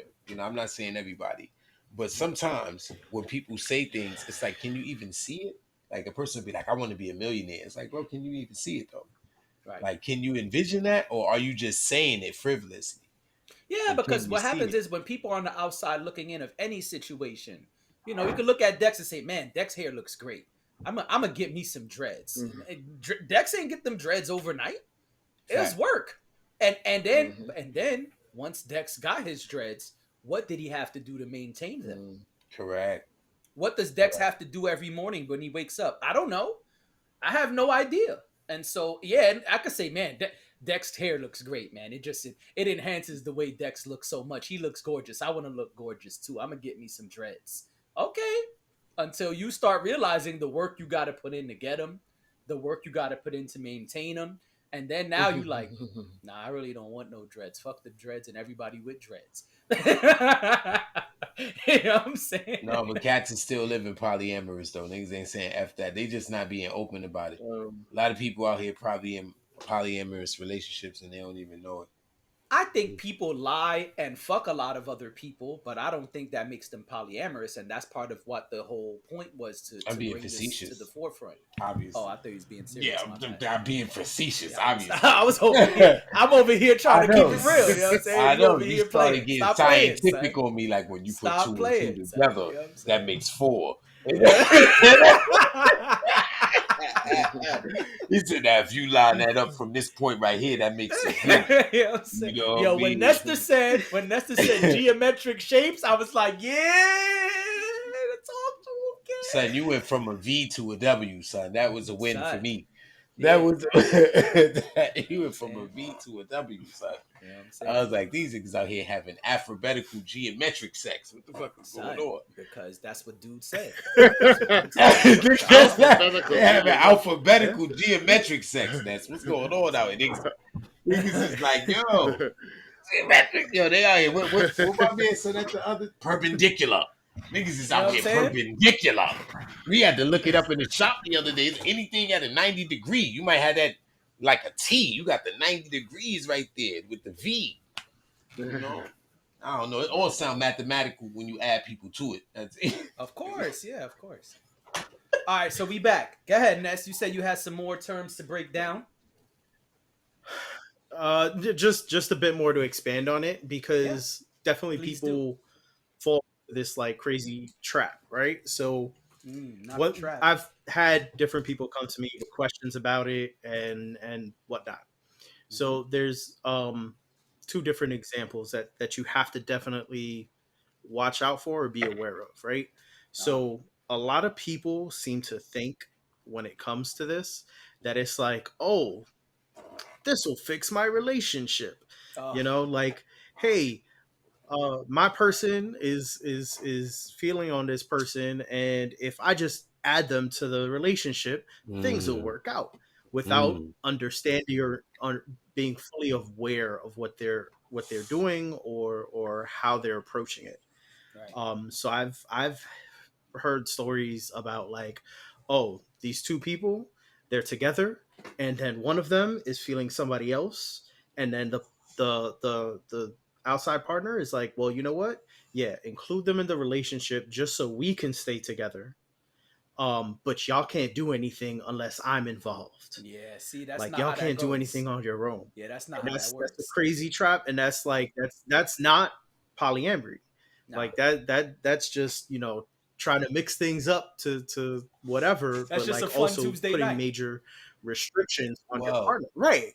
And you're putting all these restrictions on your partner, and that's not polyamory. It's not about restricting them. It's about you guys having your freedom as individuals Swinging is not really while polyamory, right? still maintaining a relationship together. Story time. Swinging is ethical non-monogamy, but it's technically Ethical not polyamory. non-monogamy. Wow. Wow. or consensual non-monogamy. Because consent is king, right? That's All right. right, so you're in your V with your Mm, metamors.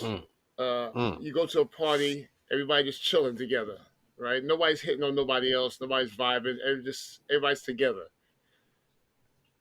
He's like he's That's raw. you know what I'm saying. Like it's not. It's like, what I'm trying to say is like, all right, you. There's no. I mean, could the metamors want to kick it with other people, or they really stick together? You know what I'm saying? This is situational stuff I'm asking here. If they want to, it all depends on right. It really all All right, so depends what on has been discussed? uh the I'm learning this is really parameters based on or consensual whatever stuff here. of This your is all relationship. everybody Yeah. has is on the same page type of thing. This is no, Yeah. random. Okay, it's fascinating. Yes. Hmm. Man, That Because the that's why whole you'll see a lot of crossover. Hmm. Go ahead, Ness, and the That's why dates, you'll and see a then lot I'll of go. crossover. Yeah, yeah, with the non-monogamous groups and BDSM because Hmm. consent and discussion are very important to both sides. So you'll see a lot of overlap in things like that because So, that's oh, generally okay. how things go. You're always going to talk about the things you enjoy. And not as a complete slight light to the monogamous people, but it's a real uh difficult Hmm. thing for the monogamous community to get used to is Hmm. actual Hmm. communication. It's really rare for them to actually discuss their Interesting. relationships. Talk that shit, Ness. wow. It's a lot. It's a lot to take in. Well, I know you wanted to say something or ask something, Days. Go ahead, and then I'll go. Well, I'm still trying to process the terminologies, in Okay. the titles to be able to ask the questions because the metamor is that like the person that's like not dealing with anybody else, just committed to that particular situation. Metamors are just two people who are dating the same person, Mm, and they're not okay. dating The two people are not dating; they're just dating the same person. each other. They're dating the same person, but they're not dating each other. That's interesting. So the person that person that those two are dating, what they're polyamorous, pretty much, right? The person Yeah, that the two yeah. metamors are dating. Every, everybody within the relationship could be considered polyamorous because even though they're not directly in a relationship with others, they're still Hmm. a part of the polycule. Mm, interesting. Wow, it all boils down to consent, I guess. You So, got to so be for honest. example, so yeah, for example, you're dating me, you're dating Jay, right? And me and Jay, we're not dating each other, we're not dating anybody else, right? Me and Jay are metamors, um, and we're a part of the polycule. So we would still be considered polyamorous because we are in a polyamorous relationship, even if it's not with each other or with anybody else. And you're the only one actually dating multiple people. Mm, okay, And that would make you the bottom of a V. got you. The Can I vertex, ask, yeah, the The vertex what's is the 90 biggest degree. I'll be at the 90 degree. polyamory structure you've been part of? Stupid. I'll be at the 90 degree. Okay. Ooh. me just Hmm. three. I Everybody don't think was I've cool. yeah, I Well, don't think I've of really course, been you in got to anything talk. See, like that's that. the main thing I'm learning here. Everybody's got to be on the same page here. This is Right. You got to talk. Everybody has to do the thing, and you'll run into situations where, um, like I've seen that too, where I've known people that were like, "Yup, they really want to be with the person, and they know everybody knows that the person is polyamorous, but they're not, right? So they're like, yeah, sure, we'll give it a try, we'll do it, blah blah blah, but like it's not gonna last because that person isn't really in a polyamorous relationship, they either A, just really want to get with that person, so they'll just do whatever to be a part of that person's life, or B, they and take the think that they're person. going to come in and disrupt that relationship Mm. and leave monogamous with the Wow. person that. Yep. This is wild. So it is wild. So what I wanted to say is I think something that we're not shedding enough light on is what we're kind of getting to now, which is why I haven't butted in. There are parameters that you set up before you bring others in normally, right? And so if me and person A are together and we say, hey, we're interested in doing this polyamorous thing, well, then what are the rules, right? Because if you just do whatever the fuck you want, it causes chaos. And Correct. so the idea is, idealistically, you sit down with your anchor partner in this example and you say, hey, these are the things that we're both cool with. And that might take several discussions. It's not just some free for all where you all go do whatever the fuck you want. Even if you said, hey, I don't care what you do sexually, but you got to come home every night. If both parties agree, then hey, that's the parameters. That's pretty open. But the point is, before that starts, there's conversations where you both say and agree to whatever the fuck it is, right? And so that can be very different in every Polycule? person's polyamorous, what's it called? Polycule, right? Polycule, yeah. Polycule. So it can be different in every one. So let's just say the five of us are all in different polyamorous relationships. What me and my anchor partner have agreed to might be totally different than everybody else here, right? Maybe me and my person say, I need to meet your other partner before you can be in that relationship. I have to approve them. If that's what we agree to, then that's what we agree to. But maybe Day's polycule doesn't have that part. Maybe Day's polycule is, hey, you could do whatever you want as long as they're tested, they don't live with us, and they don't give you head. Oh, okay, that's crazy, but that's what Day's polycule has agreed to. And so I think that's an important part that needs to be discussed or at least just brought up because Mm-hmm. it is different in every situation. Like everyone's polycule is not the same as Nestor said, but it's also not under the same guidelines. And so I just want everybody to understand that who's listening, watching, etc. Because, and again, Nestor can can chime in, but it's not the same. It's not that everyone is just like, hey, multiple relationships, go have a blast. It's not just that. There are parameters, which Nestor said, but I just wanted to Yeah, go a little responsibility. deeper on. It's right. It's about being responsible and consenting to the things that we have agreed to before we just go adding 2, 3, 12 people into our polycule. So I just wanted to shed some light on that. Oh, that was great. Thanks. Did I misspeak, Ness, or is there anything you want to add there? Nope. Sounds good. All right. Anything else before we move to our last topic, fellas? Nothing else. All right. Tez, you still with us? Still with us. All right. I just wanted to make sure. Just wanted to make sure. All right. Let's head to our last topic and wrap this bad mama jamma up. Our last topic is a little different. Oh, is it going to let me see our last topic in the chat? It will not. Look at that. Or maybe it will. No, it's gone. No, it's still there. I'm bugging out. Got it. All right. Yeah, it's me. I'm bugging out. It's not y'all. All right. So the last topic is a question for the room.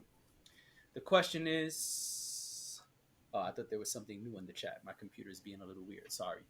The last question and last topic is, were you taught to express your love for others? The reason I ask before everyone chimes in is, love is a tricky topic with men, right? A lot of times we hear publicly that men are taught to hide their feelings, suppress their feelings. There's even a song. There's even a song on one of Common's. The what's the album that Kanye produced for Common? The first one. I know what I'm talking about. Dead Poets were on the single. I'm gonna pull it up. I guess y'all don't know what I'm talking about. I thought it Common was love. B, right? Something like that. Maybe. The album is called B. B-E.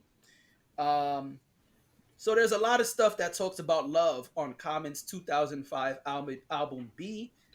And in one of the songs, he says, he chimes in about, he goes in kind of deep about how men are taught to not express love and suppress love. And I'm just using that as a celebrity and a hip hop example, but we've all heard this plenty of times. It's something that's spoken about publicly and on the internet often. So I just was curious, were you guys taught to express your love for others?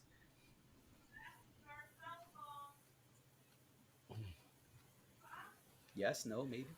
Well, well, I'm sorry to do it, Ness. Because how to define it. People do it in different ways. But the first thing I thought about was having a sibling. I had an older brother, Mm-hmm. so you know I think that's kind of like learning firsthand of how to like somewhat express your love. You feel what I'm saying? And he's a male, of course. I'm a male, so you feel what I'm saying? Um, but yeah, like in certain ways, it probably wasn't like sitting down in class and was like, hey, do this, do that, do this, do that. But you probably was learning those things by seeing how people was expressing them around you. Okay. It's the best way I could describe it at the moment. Um, Okay. when I think So about you it. feel like you were taught by seeing it in your surroundings and seeing your siblings doing it. Yeah, seeing it in my surroundings, the way it was being expressed through the people that was expressing it. Um, but it wasn't something that was direct. Like people wasn't like, at least in my in my immediate household. It's funny. Me and my cousin, we talk about this. Like, going to my cousin crib, it was like, "I love you, good night, good morning."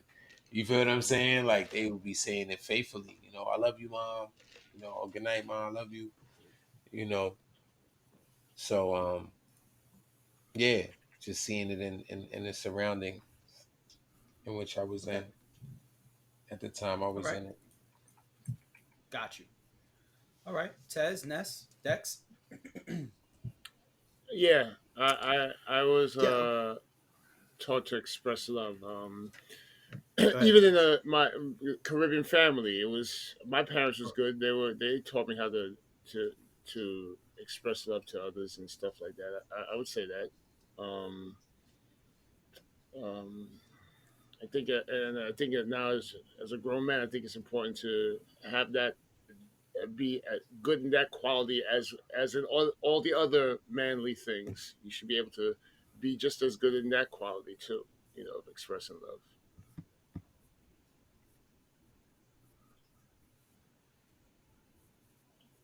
Okay. Go ahead, Tez. I mean, same thing. I mean, just it's okay to show love. It's okay that. I mean, in my olden age, I learned it's okay to be vulnerable and admit that your feelings and be open. It's what I preach, But are we taught like a sit down lesson and like there's a board type thing? Yeah, No, I'm there's exaggerating on the examples you're board, but showing.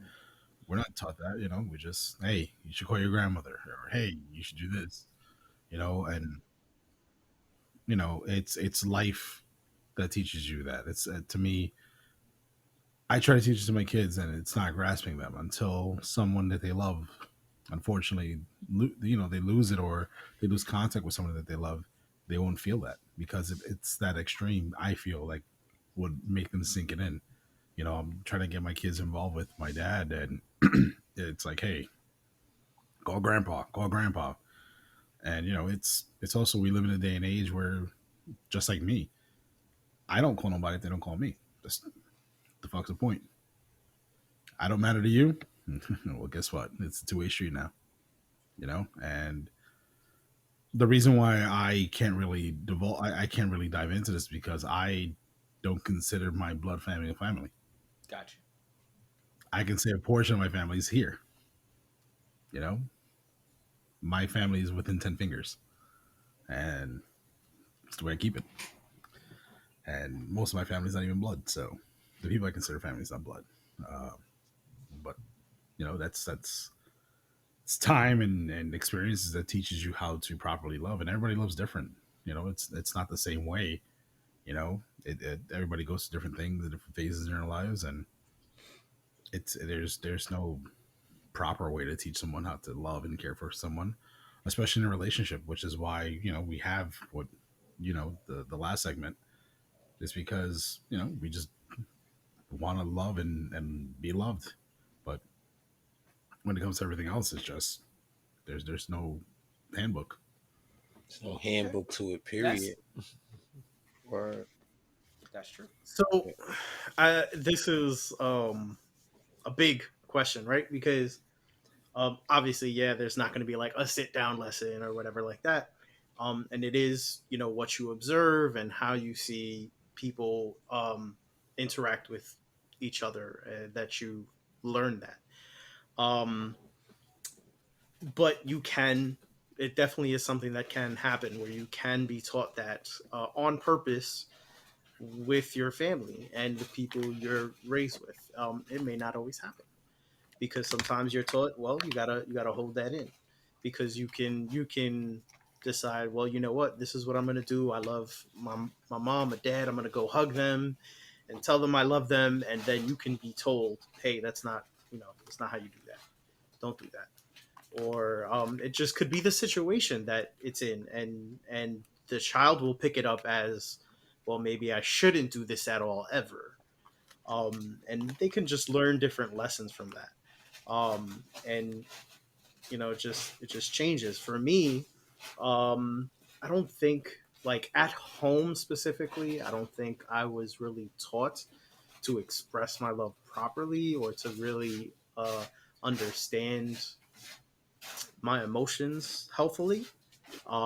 But as far as outside of like my home, with different, like even with my mom, it was definitely something that it was, well, I care about this person, I'm gonna beat them up, right? Like, not like playfully beat them up.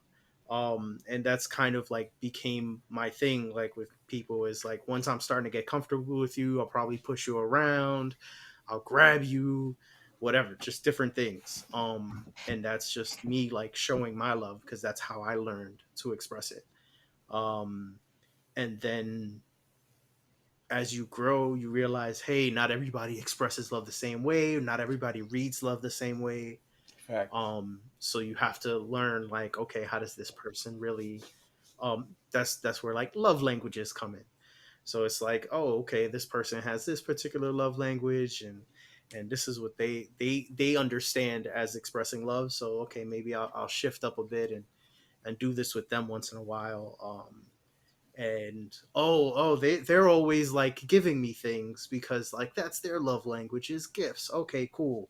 Like, and then you start to understand like those different things. But it's really about being aware and being cognizant of like your emotions, other people's emotions, and that's not something that's like easily taught. But it definitely is something that you should be aware of, and even if you're not taught it, try to learn it as you get older. That was great way to break that down on multiple layers. This is really interesting for me to hear. My experience is different. Um, my family growing up was very big on the expression of love. Every night before you go to bed, it's "I love you." Phone calls before you hang up, it was "I love you." Um, that was mom, dad, sister, and certain, like, cousins and grandparents and stuff. But then there was another side that was more like what Nestor said, like my uncle. Uh, he was in and out of prison a lot when I was a kid, and he didn't come and say, "Hey, I love you." He would play fight. He would take you shopping, And I remember what he used to like to slap box.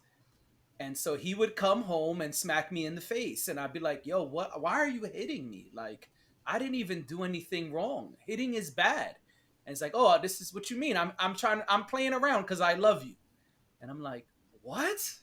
What are you talking about? You don't hit people because you love them. You hit people because you're in trouble. That's when you get a spanking or a smack or something. He's like, no. And so he taught me about different types of love and expressing love. In my household, I remember there was a point when my sibling did not like expressing her love for certain family members. And there was literally a conversation about her not having to. And hey, it's okay if you love this person but don't express it every single time. Yeah, this person fucks with you and makes you mad. And so yeah, you're not going to be mad and say I love you, but it's important that you do let this person know that you love them, you know, on occasion. It's important for people to know, kind of have these reaffirming feelings. So this is really interesting for me to hear you guys, who we all have expressed our love for each other, say this. And I'm not judging any of you, to be clear. It's just interesting to hear these different answers. My experience was very different, and I know even me as a parent, I tell my daughter I love her as much as I can, and my daughter is a I love you machine. Some of y'all have been around my daughter a lot, and y'all know that my daughter says I love you all the time. My daughter will say I love you 100 times in a day. And it'd be like back to back sometimes. It'd be, hey, I love you. Oh, I love you. And you'd be like, man, you just told me you love me. I love you too. You know what I'm saying? So, and even I remember when she was very young, she would just walk around saying I love you to anybody she thought was cool. It's like, oh, I love you. You're cool. And so I remember we had to have a conversation where it's like, okay, love is not just I like you, right? Like, yeah, Nestor's cool, but that don't mean you have to tell Nestor you love him. Do you love Nestor? Do you know what that means? Do you know what these feelings are? Right. And so, my daughter has been around a lot of you guys a lot, and she loves y'all. What happened, Tez? Got you. And so, my daughter, it's really interesting to see how her expression of love manifests itself as well. And I just was interested in, my point of this podcast is to bring topics to the everyday guy, because there's a lot of shit that men of color are criticized for on the internet. And I want to kind of debunk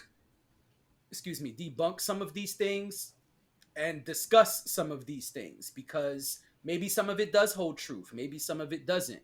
And something that me and Days speak about a lot is me and the way I express my emotions or don't express my emotions versus how Days handles his emotions, right? D, we talk about that a lot. And so that's another reason I thought that this would be an interesting topic, because I know everyone here doesn't express things the same way. You know what I'm saying? And so I was curious because, yeah, like I started saying when I brought up the topic, a lot of people say men are not taught to love, men are not taught to express love. I don't think that's true. I think men are taught to express their love. I think it presents itself in different ways, as everyone here kind of said, right? Like the way I was taught or the way I observed may be different than the way the rest of you gentlemen did.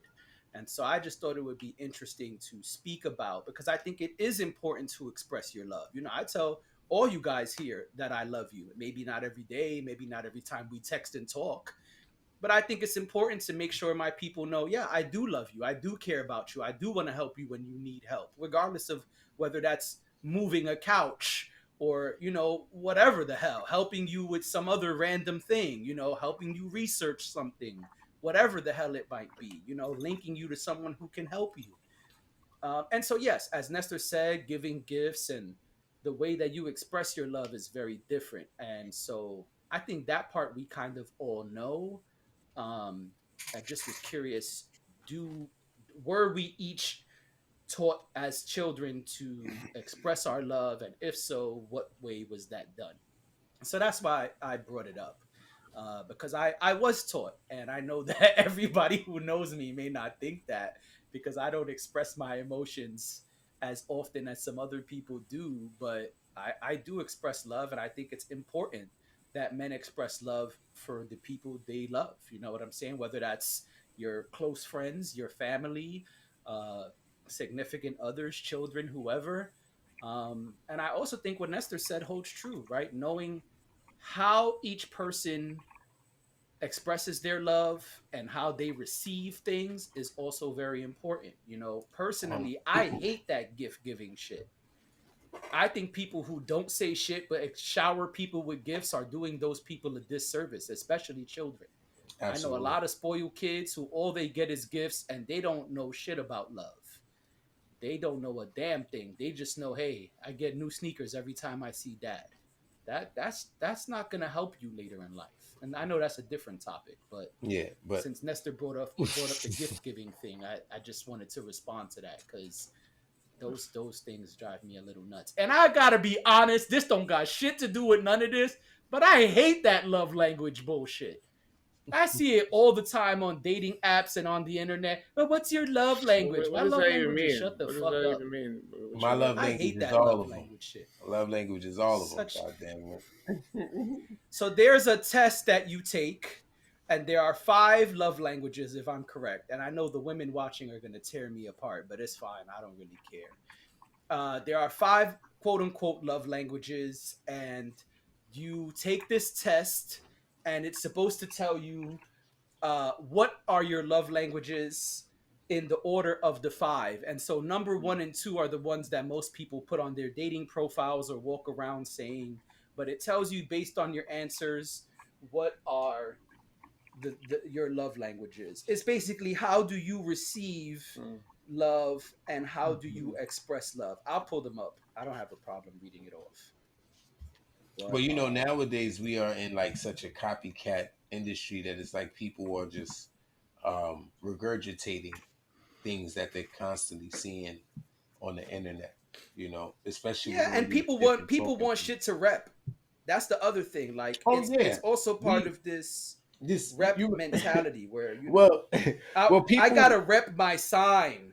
I well gotta people rep ain't my cool. hood. I That's gotta what we rep my love realizing. language. We realizing that they ain't cool. Niggas ain't original. You remember back in the day, you could tell if a person was authentic based on their style. You had to be next to them. You understand what I'm saying? Now people could watch your style from a distance and just emulate to where it could be like 45,000 of you in so many different places emulating your whole style. You get what I'm saying? It's a copycat industry. So it's like whatever Jay's confident admitting and being open to and wearing with such confidence, you if you do it enough, people will start to, your influence will build and people will start to follow and they feel so comfortable with the same thing now. You understand what I'm saying? That it becomes a Got you. culture. It becomes like a culture, for like a better Or a word. part of.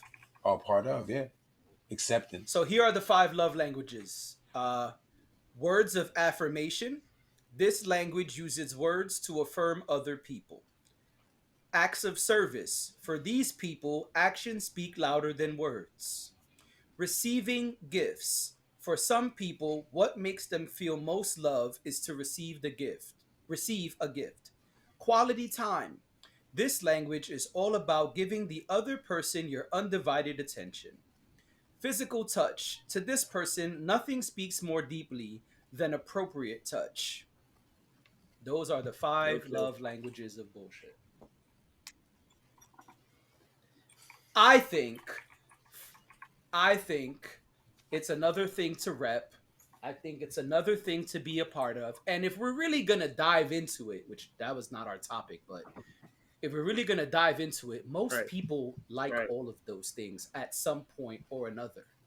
Yes. Like most people Yes. appreciate most people will appreciate a gift, appreciate being touched appropriately, all of the I things. think Like they'll all appreciate of all of that at one time. You could give them all of that in one night Talk that. at Talk one that. Talk that. time, and I think Talk they that. would absorb all Talk of it. that.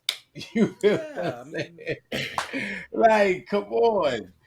Think about it. Think about it. He broke it down. We talking about words of affirmation. We talking about touch. We talking about gifts. We talking about time. You usually do that. You feel what I'm saying? I guess just at some so point and somebody. then my thing. Oh, go ahead. Sorry, No, Days. I I'm was sorry. just Go gonna ahead. say. I guess at some point somebody messed it up. I was saying that to somebody the other day. Sometimes people talk themselves out of shit, act themselves out of shit, behave their way out of it. Great minds think alike, because that's where I was going. Go ahead, Tess. I saw Oh, your okay. hand. All right. Come on, Tad. I mean, so I'm gonna be a little transparent. The reason I didn't talk about the polyamorous stuff because I just got out of a relationship with that stuff, and feelings are still bare ass. You know, they're still raw. I'm gonna tell you this: that love language thing. I'm not saying it's bullshit. Listen, people operate different ways, and we live in a day and age where everybody needs a label or some type of affirmation to acknowledge the way they feel, and I get it. I learned a lot in this relationship. I still have feelings for this person, and I'm happy that we're still friends, and that's it. However, when I'm in love with someone, like I was in love with this person, I'm giving them everything that I can, that I'm willing to give. You know, you can say the Meatloaf song all you want. I would do anything for love, but I won't do that. Yeah, that's me. I would do anything that won't change my characteristics of who I am. I'm not selling myself out for somebody, but you want to know something? If you're with me and you have me as your partner, you have 100% of what I can offer you in a relationship. So that includes the gift givings, that includes the attention, that includes, the All five. affirmations, I got all the Dragon Balls. I got all of them. I'm That's Thanos right. in this. Whatever. I don't watch that shit. I'm Thanos. I'm giving you everything that I can. In return, all I want to do is feel love. That's it. And feeling love is not an item to me. It's not about let's sleep together 1,000 times. That's not love. Love to me is being around, like wanting to be around me, or that little quick text message in the morning because I just thought about you. How you doing? How's your day? Have a good day. It be the small things. All that shit adds up to me. I don't need a fancy house. I don't need a fancy car. I don't need, the latest pair of J's or the newest video game type bullshit. All I want is a person to love me for me. Not what I can offer them, not what I bring to the table, but because we have this connection towards one another. So that love language thing to me, I'm like Jay, I don't agree with it in a way, but I respect it because some people need it. But yeah, that's pretty much how I feel about that. And first of all, thank you for your transparency and for chiming in. I think that what happens is, like Days was saying, that's kind of where I was going, is if you put on your dating profile, for example, my love languages are words of affirmation and physical touch. So that means I never got to buy you a gift, right? I can't buy you gifts. It's against the rules. I can't give you gifts. Receiving gifts is no good for you then, right? You've taken that off the table. So don't ask me why I don't buy you flowers, why I didn't get you the new vibrator. None of that. You said, so I don't got to give you quality time neither. I could see you once a month and it's all good as long as physical touch and affirmations are involved, right? If I tell you every day you're beautiful, I love you, that's good enough. I don't gotta see you on a reg, right? You don't deserve quality time. Matter of fact, you don't even like quality time, you said. That's what you said. Let's see so politically correct. Let's see politically correct. It's stupid. Like, you mean to tell me if you said affirmations, I see you, Ness. I see you. 1 second. If you said, yo, affirmation and physical touch, so then that means you can't even complain. I should never even think it's wrong of me to think of spending quality time with you. I shouldn't say, hey, I got vacation for a week. I'm gonna just spend my whole week with you and give you all my time. Because you only want physical touch and affirmations. Come on, everyone needs different things at different times. Yeah. Today, listen, you might be having a really hard week. And so maybe you need quality time and don't want to be touched at all. Correct. Maybe you just, man, I really need my loved ones around me right now. Nana passed and I'm going through it. Nana was my favorite. Nana actually raised me.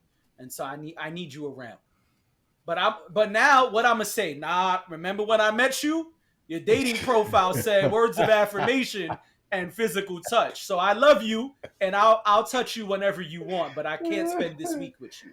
Yo, Come on, son. Go ahead, yo, Ness. son. So I think so. It's crazy that there's a test for it. I think you just need to be aware of like your emotions and how you express them. Like you really don't need a test to tell you that Asking for a if you lot for some are people. self aware. And sure, there's some people that aren't Yeah. 100% self aware, Sorry, Ness. Days caught but me off guard, but he's right. I, I think it's not. Hey, this is the only way I express love, but I value these things higher. It's the same thing like when we had the types conversation. There are certain things you're going to value higher than others, regardless if, oh, this is cool, this is awesome, this is nice, this feels good. There's still going to be those things. So, like But for don't those me, things those change? one of those things is physical touch. They definitely can change depending on your mood, but a lot of the times that's the go-to. Those are the things. Like I said, like for me it's physical touch. Like it's a way I feel grounded. It's how I like, if you can stand touching me, I can stand touching you, like whatever, then I feel like okay, shit is cool. Like I was going bananas like when 2020 and all that was happening, because like I love giving hugs. Like that's my thing, and it just was driving me crazy because I couldn't do that beyond just my home with my wife, and that's it. Like there was no one else to interact with in that I way ain't gonna hug. during that. He's just a hug machine. You know, I what ain't can gonna. you I ain't imagine gonna So him hug. it's, do? I'm just saying. you get hugs, okay? So yeah, so it's just there's just different things that I feel people put of higher value at certain times. And that's all that really is. That's all that love language thing is just, hey, I value this a little bit more than I value that. Because these are the ways that I've expressed love or have love expressed to me. And this is what I'll recognize immediately, versus all of these things are really cool because they do, they are nice touches, and you can understand that, like, oh yes, that person is expressing their love for me in a way. But like they'll value other things higher because they're like, hey, why don't they do this for me, or why don't they ever like touch me in these they'll notice like those little things that aren't happening more than they'll notice the little things that are. Do you think it Mhm. could vary? Do you think it could vary based on the person you're dealing with at the As time? far as, Based on the person you're dealing with at the time, it could vary. if you understand the other person, how they express their love, then sure, it could vary. Because if you're someone that's like, well, I know that they do this way, but also like you need your nourishment, you need your whatever it is as well. So it can't just always be them satisfying uh the way they express things. You also need those moments as well. I think There's something you always said too that's it's just a important. matter of that there's always something you'll value higher. Yeah, I was gonna get to that because you was talking about, because before you mentioned the point about valuing things higher, you mentioned something about awareness. That's why I laughed. I was like, oh man, you're asking for a lot.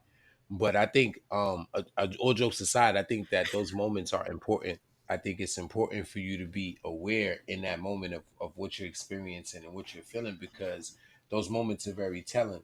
It'll be able to identify what those things are. I know you guys may think those things are bullshit, but to a certain degree I think there's certain aspects of that has some truth. Like, remember what I said on the other part, like I think a lot of these things was always going on around us, but now they're adding different titles and terms to it so people could identify it.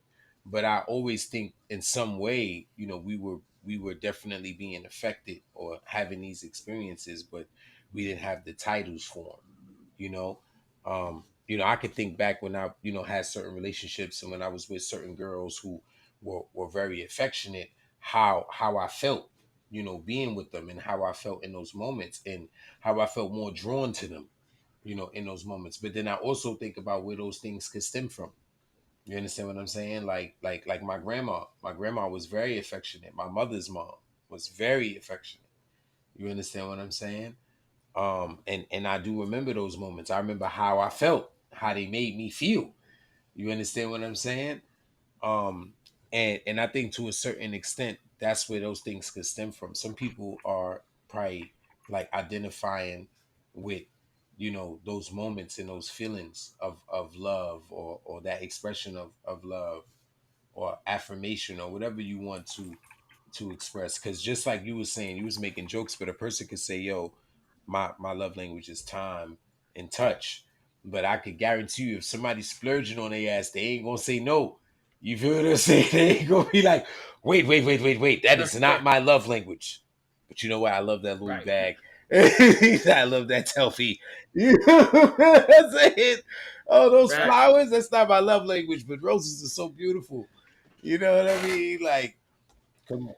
I think it does vary. I think we could wake up feeling different too. I think, didn't you say that, Jay? Like, you could wake up feeling different Yes. too, at that Yeah, because particular that's moment. that's my whole thing. Like, I get that people want to identify, and there's the thing on the internet is a label for everything, so we could all identify and rep Yes. our set, right? Yeah. I'm not gonna go through the millions of things, but that's the thing. Everything has a term now. On my solo pod, I make fun of that all the time. Oh, if you're doing this, you're quiet quitting. If your supervisor's doing this, he's quiet firing. If you put your hands this way, you're cock shaming. Yo, son, everything has a term. Everything has a term, and that's something I make fun of on my solo podcast a lot. Everything Yeah. has a term because people want to be able to put labels, which I think, which I said on my And most sound recent episode. intellectual, I think too. I think that's a whole nother. But that's the thing, right? It's weird because we live in this time when we're saying diversity is very important, inclusion is very important, but really we're doing the opposite. Really, we're saying, oh, Tez does this, so he's this label. Ness does that, he's this other label. But why we need 8 million labels for everything if we're being inclusionary and diverse? It's bullshit. That's my issue. So it's not that these things, I'm not saying these 5 things are not legit. I'm saying people repping them and marrying themselves to these terms are the problem. Well, they Yeah, being if over today I feel analytical. sad, what'd you say? I said, well, they being so over analytical, like But that's what I'm overly saying, right? Like, analytical.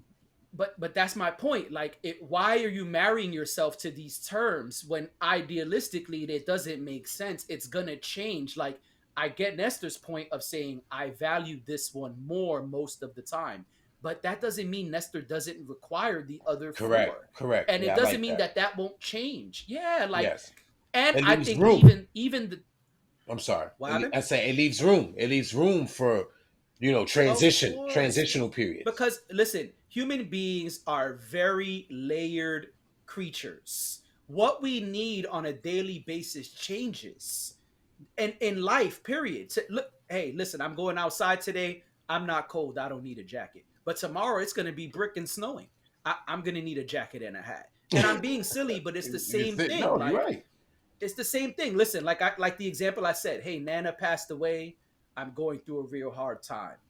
As much as I may usually not want quality time, yeah, I want my significant other to spend as much time with me as possible. But I may not always need that. Maybe after Nana, before Nana passed, I may say, actually, I don't need the quality time on the same level. Maybe right now I'm going through this phase where I need a lot of physical touch. Maybe not even sexual. Hmm. Maybe like Nestor said, hugs. Hey, fellas, can we get a group hug? I'm sad today. Maybe that's all I need today is lots of hugs. My point is we marrying ourselves to these terms when when not for idealistically, when in reality we're so much deeper than the shit we marry ourselves to. Oh, I'm a carnivore.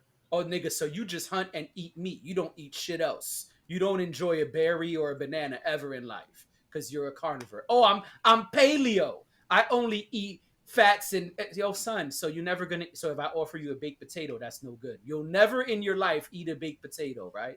Like, it's just stupid. We marry ourselves to all of these terms when human beings are an entire spectrum. Each of us, what we require, what we desire, what we It's choose telling to be though. around is telling. Like it's I'm sorry, but you're giving a lot of examples, and it's like, and it goes back to something that I was saying earlier. Like just the idea of it is very telling. Like just to see,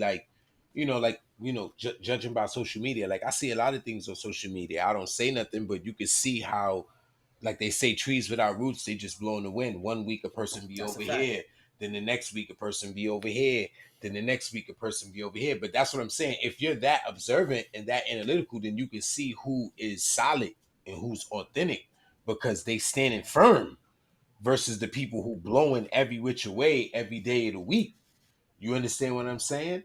Um, Yeah. you feel me? So yeah, that's another point that I'm making too. It's very telling. You get what I'm saying? That now when something pops up every week, people are now a part of that. And then they're part of this. And then they're part of that. And it just shows you something that we kind of could have seen back in the day. You seen that it was people who was copycats who they would literally, somebody will say something a certain way and you see the person say it the same way that they did. And you look like, bro, you don't even talk like that. You understand what I'm Right. saying? But you see that level of influence on social media. You understand what I'm saying? Because it gives you that reach. I remember Right. somebody was making examples about like style and dressing. How you didn't have the privilege of seeing somebody dressed in Seattle unless you went to Seattle. You understand what I'm saying? Et cetera, et cetera, et cetera. That's why they Yeah. saying now you could really go places and people really look like cats from New York, or people really looking like each other overall as a whole, because all of these stylistic expressions is being expressed on social media in abundance. You know what I'm saying? Right. So yeah, man. I don't It's everybody's a bit of every part of it. You know what I mean? You can't. Yeah, I agree in the fact that you can't just pinpoint one. It sounds silly. It just sounds silly. You know what I mean? We all like you said. I need a coat tomorrow. It's gonna snow. I gotta put on some boots tomorrow. I'm not gonna be out in flip flops tomorrow. But I like flip flops on this day. You know what I mean? So yeah, I agree. Yeah, it's just it sounds just trying to commercialize something or market something pretty much to me. That's all I get from that cornball. But yes. we know we're all that. We're all part of all. We have all those I like what Ness said. desires at one time or another. So but it's yeah, in perfect way. Yeah, I like what Ness said. Ness said you might favor them more at yeah. different points of times. And I could agree with that. I could agree with that.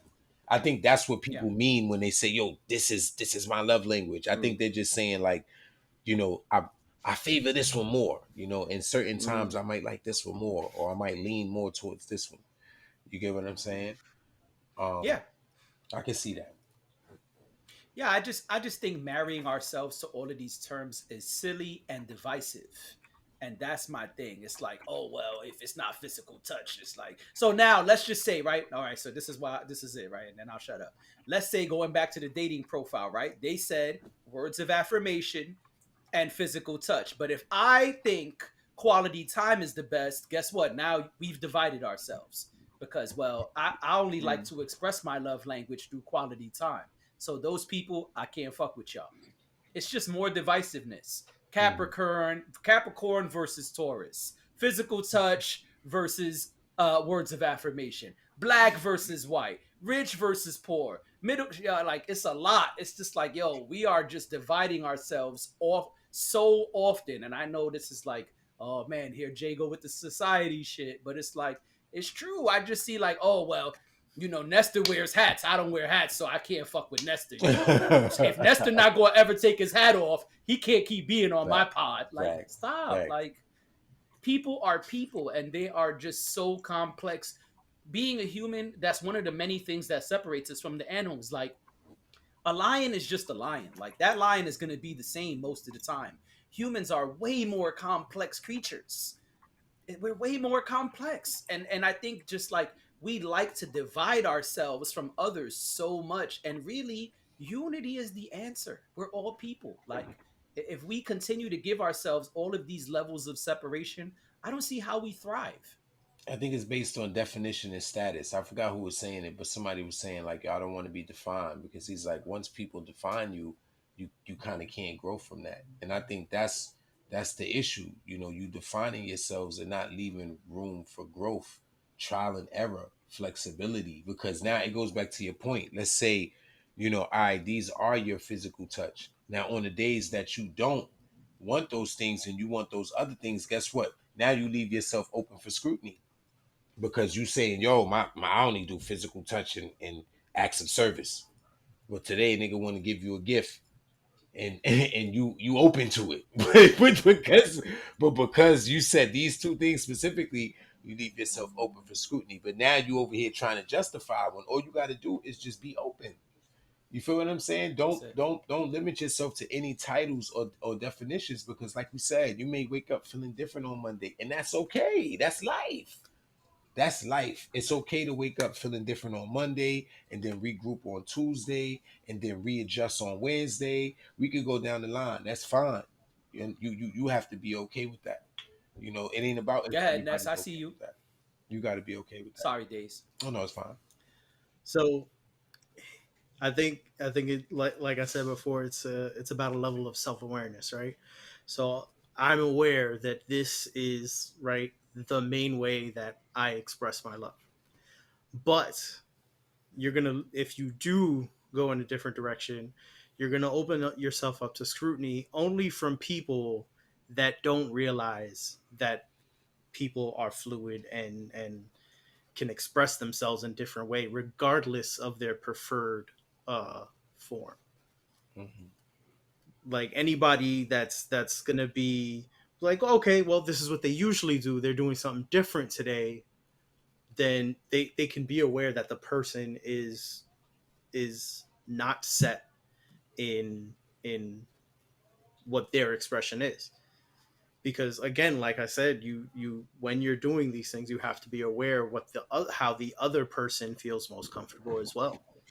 Like if I know that my way is physical touch and someone else cannot stand to be touched, I'm not going to touch them. I'm not going to Right. sit there and constantly grab them and give them hugs and whatever. I'll Right. find out what works best for them, and that's what I'll do. I'll find that middle ground. And so if someone sits there and they're like, well, I thought you said your love language was physical touch. Why do you never touch them? Why are you only, ever giving them gifts and this and that? I'm like, well, they don't like to be touched. And I'm aware of that. And, But and it I may can, vary though. I can change with that because, whatever. Exactly. But the whole thing is It may you vary. said that you're opening yourself up to scrutiny. You're only opening yourself up to scrutiny to people that don't realize that people are flexible. No, I said if you're being That direct, that's why even you though I have to be say that like careful. this is most important. Yeah, but that's why you have to be careful when being That's what I'm direct. saying. Yeah. You Like may I vary. will to the end of time say that my love language is physical touch. I will say that to the end of time, right? But Physical are you touch open and to the other? obviously quality time, right? Because how else I'm going to touch a person if I'm not spending time with them, right? So obviously those kind of go hand in hand. But like for me, right, gifts aren't as important. They're like at the bottom for me. I But don't care if you're I not get going to turn gifts. it away though. I'm not a big gift giver Are you? because that's what the person chooses to do for me, No, but they're choosing to do it for you because they right? care for you, right? That's what I'm saying. It's all part of the whole love aspect. Right. Love And is a I is a full understand, spectrum of things. right? And I understand that that's what they do. Exactly. I understand it's what they do. And if someone's going to scrutinize me because I say my love language is touch and I'm accepting gifts, If right? they if Then they screw if they that's more scrutinize telling you, on if they them scrutinize you, than it is on me.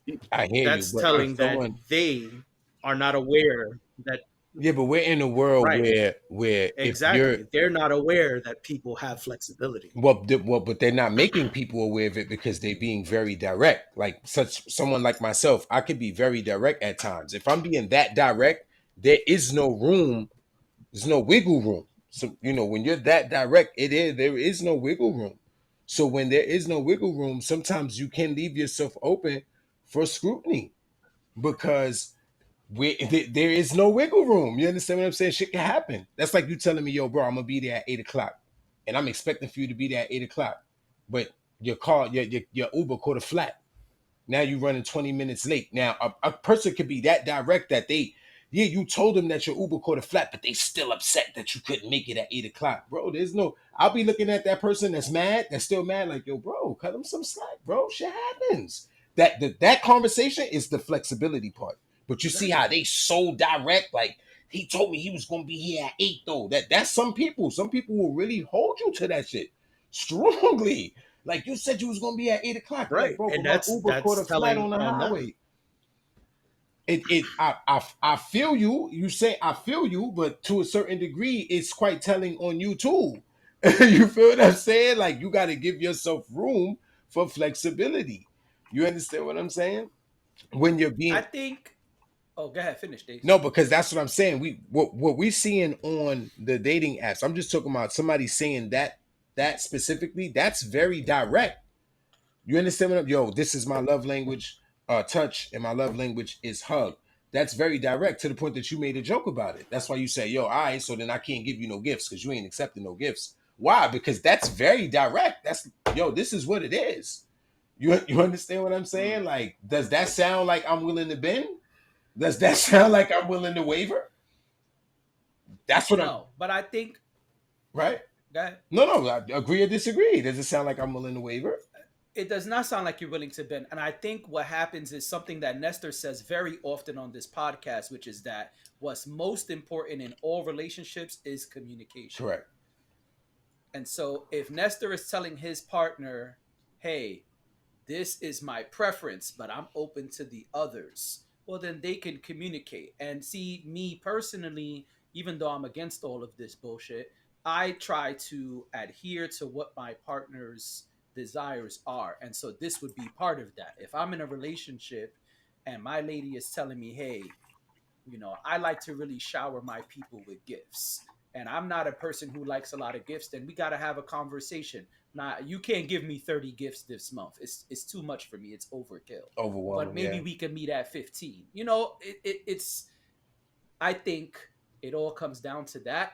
In the debate you guys are kind of having, I think that's the answer. I think that's the resolution to whether they're firm or flexible on any matter, right? Correct. And Nestor can chime in, but I think that's really what the answer is in your guys' debate. I think the answer is communicating with your partner, whether that's sexual, whether that's love languages, whether that's finances. Well, I'm just talking about face value. When somebody, I'm going off of your example that you gave about dating apps. Once somebody see that on face value, that doesn't show flexibility. Now, once we get past that, and that's what you're saying. Once we get past that profile, specificity, and then we start to have a conversation. Oh yeah, then it might open up to other things. But off of face value, that's saying, yo, this is what it is. You feel what I'm saying? Yes, that I agree with. Yes. Okay. Go ahead, Ness. Or you got no response. No, yeah. What you said is it, because even regardless of whatever it is you see, especially if we're talking about like dating apps, like you guys still have to have a conversation at some point. No, we don't. It could be part of the conversation. Oh, you don't? No, because if I see my love, you're not going to say hi. That's going to my point. Go ahead, Jay. No, okay. I'm going right past that profile. I'm pressing no or swiping left, whatever the fuck it is on that app. If your shit say love languages, I'm just next. You don't got to talk about shit. Somebody was telling me about dating apps the other day. Shorty said, she said, please don't. She was just giving examples about what not to put in the bio and some things she see. And she was saying like, she hate when people be like, oh, don't waste my time and this and that. And see, that was her example. She's saying like, soon as she sees somebody put that, she like, nah, I'm good. Because it's giving off a certain impression. You understand what I'm saying? Yes. That's what I'm saying about being direct. And that's when you put stuff like that directly jump out to people. That don't say flexibility. Oh, well, don't waste my time if you can't. Oh, all right, so I ain't wasting your time. I ain't gonna waste mine either. Yeah. Next. You feel what I'm saying? I'm sorry, Ness. I'm not trying to be a contrarian, but that's the way I look at it. No. Like, or even at a bar. Like if I'm at a bar and I'm like, man, she looks great. I would love to have a conversation with her. And me and a woman spark up a conversation. She's like, well, before we even talk about it, let me just tell you what my love languages are. I'm like, oh, okay. What's your Let me look it up sign? because I don't. You, oh man. Oh, I know Capricorn. I'm off this. I'm out. I'm out. I know See you you. later. I dated 3 I'm sorry, I Capricorns in can't, high school. Oh my god. son. I'm done. I'm done. Yeah. So That's what I'm saying. That's that's so what I I. That's definitely direct. what. think Yeah. those are two different things. Yeah, that's definitely two different things. Because if you approach a dating profile as if like that's the first thing they're telling you in the street, that's definitely like not the same thing. But also, I mean, you have every right to say, "Hey, this is my red flag. That's it. Like, I'm not gonna deal with that. That's definitely a no for me. Listen, That's fine. on the dating There's definitely apps, not a problem with that." I don't know. On the dating apps, there's a lot of questions you chose to answer and thought it was important enough for us to know off That's rip. what I'm saying. You didn't wait until we spoke. That is the first thing on your profile. You thought that shit was important. I'm sorry, Ness. I love you. I love you, but I'm sorry, son. Because I'm like, if you thought that, son, I'm just being honest. Like that's like if I you go on my appreciate dating it. profile. Just being real, like that's like you go on my dating profile and the first thing I put is you. If you don't got double D titties, don't bother. Son, That's crazy. that's direct like a month. That I listen. You could put whatever you want up there. You thought double D titties was important enough to put at the beginning of your profile. That says something to me. That's a fact. And it don't tell me that you looking for A's or cups. No, D's, no, C's, F's, no. nothing. Only double D's. That's crazy. Little titty So- bitches is little titty chicks is swiping past. They swiping. I mean, saying only one thing is different from saying. But that's what they got, Ness. Like, son, I'll saying put only one thing is different. But that's what I'm saying. On the profile, it will say my love language is because a lot of the dating apps have like prompts now where you can answer questions to be like conversation starters. And they will choose that prompt and it will say, my love language is whatever. Like, let's go with yours. My love language is physical touch. You thought that was important to put that as And the you was third question intentional. on your I profile. forgot to leave that part, which means you're intentional. But you're not saying You're like intentional. everybody else need not apply. Like it's just this is how I express my love, or this is how this is what I value most in that. That to me, But you want people that's that what I do see that when I too. see That's also is this is what I value higher. But that's also saying that they want people that do that too. Yes and no. Like usually, like it's crazy. Like I ain't gonna front, man. Usually when Sometimes sure. when I come across people that be like, oh, I'm not that affectionate, I'm already in my mind saying like, I'm already in my mind like, because I've been in relationships where they not as affectionate, and I know how I feel in that, and I don't. Why would I put myself in that situation? Like, yeah, my love language is this, and you putting that out there saying like, yo, this is what I could do. Like, I'm affectionate as well. Not to say that I don't like receiving. I love to receive affection, but I'm affectionate as well. So if I'm affectionate with the person is not as affectionate with me, it's gonna become an issue at some point. You get what I'm saying? Like, and that's what I'm saying, because think about it, when they put it out, aren't they saying that they want people to be able to give that as well? Like usually if a person say, yo, my love language is affection, they give an affection, but they want to receive affection as well, correct? I assume so. I would assume I don't know so. the Right. answer. I mean, it's Nobody it's really not knows. to It's say subjective. I that would assume so. Go ahead, Ness. right. You're definitely gonna want a certain thing, sure, and I don't think it's wrong to express that. I just think that that may not be the only way, and I feel like if the person is capable of providing that for them, then sure, as long as like there's an understanding that like, hey, this I value more, but other things I'm open to, but this is what I value more. But on a dating Is app, the way I I don't see know it. It's you. just this Go ahead, is what I son. value. James. That's the point of the dating app, to talk to them and find out more about them. But those things Nah. could stop people from going further. That's what I'm saying. They're Right. like roadblocks.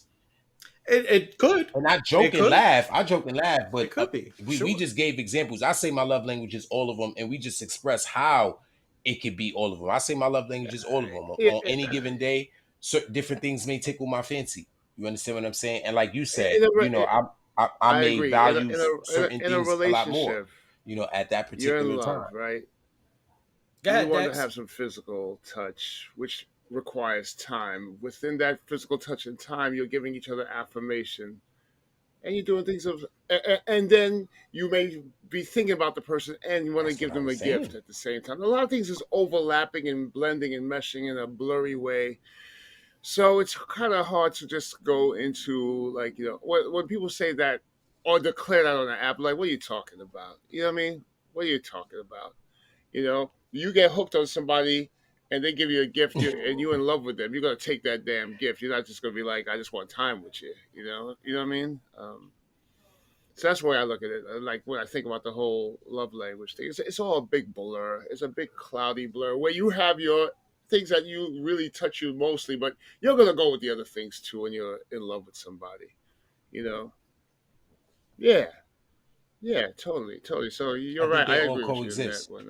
I think they But all coexist yeah, but on I'm any given sure. Yeah, day. everyone has the main thing. Your physical touch. That's my love language. Great. You know what I mean? I mean, how many people say they just want time? But you just sit there reading books together. You got a book club going on. What you doing there? You know. So. But then let people do that. Sorry, my bad. It might be shout out to book club people. There's Hey, people let that me My take a bad. there's nap. My people Dex, bad. come there's on, I Dex. would people I that would that have Hey, that I that would have is bad hey, mouthed no take a different. book nap, club Dex. people, man. Come I'm on, sorry. brother. I like books. Come I on, read brother. too. All right. Hey, yeah. I'm just All right, saying, my brother. bad. Sorry, I bring that back. I reel that back in. I reel that back in. I love book That's club on the people. track. I'm I like, do. son, you Shout might out all take a my nap book or club something, people. Dex. Yeah. I'm not. I bring it back. I bring it back. Yeah, Dex Shout attack all the out to librarians. sexy Yeah, librarians Dex. too. Shit. Yeah, Dex. Yeah. Right, Yes. right, Yeah, right. Yes. I remember I used to get scholastic notes Sorry, and all man. that. You Sorry. feel what I'm saying? The I scholastic You know what I'm jumped out the magazine. saying? window there. It's All late, right man. there, It's Dex, late. I man. jumped out the window. You I jumped know? out the window. I love my book club people. I'm throwing all my books out the window, Dex. I'm never reading again. Yo. Oh shit. Damn, Dex. Anyway, Ness, yeah, Ness Dex Yeah, is that's right. different in a Yeah, relationship, yeah. but on a dating profile, that could be something that turns you away. That was my only point. Like, it turns being real, it turns me away. Like, I see that shit. Like, there's certain things I say. I'm not gonna say all of them, but Mm, in this conversation, mm. like when I see my love languages, I'm already like, ah, here we go with the bullshit. I'm cool. I'm gonna It's keep it nothing moving. like a grounded individual, man. It's nothing like a Because what I'm grounded supposed to do, individual. Ness, I'm supposed to message. I agree, Days. I agree.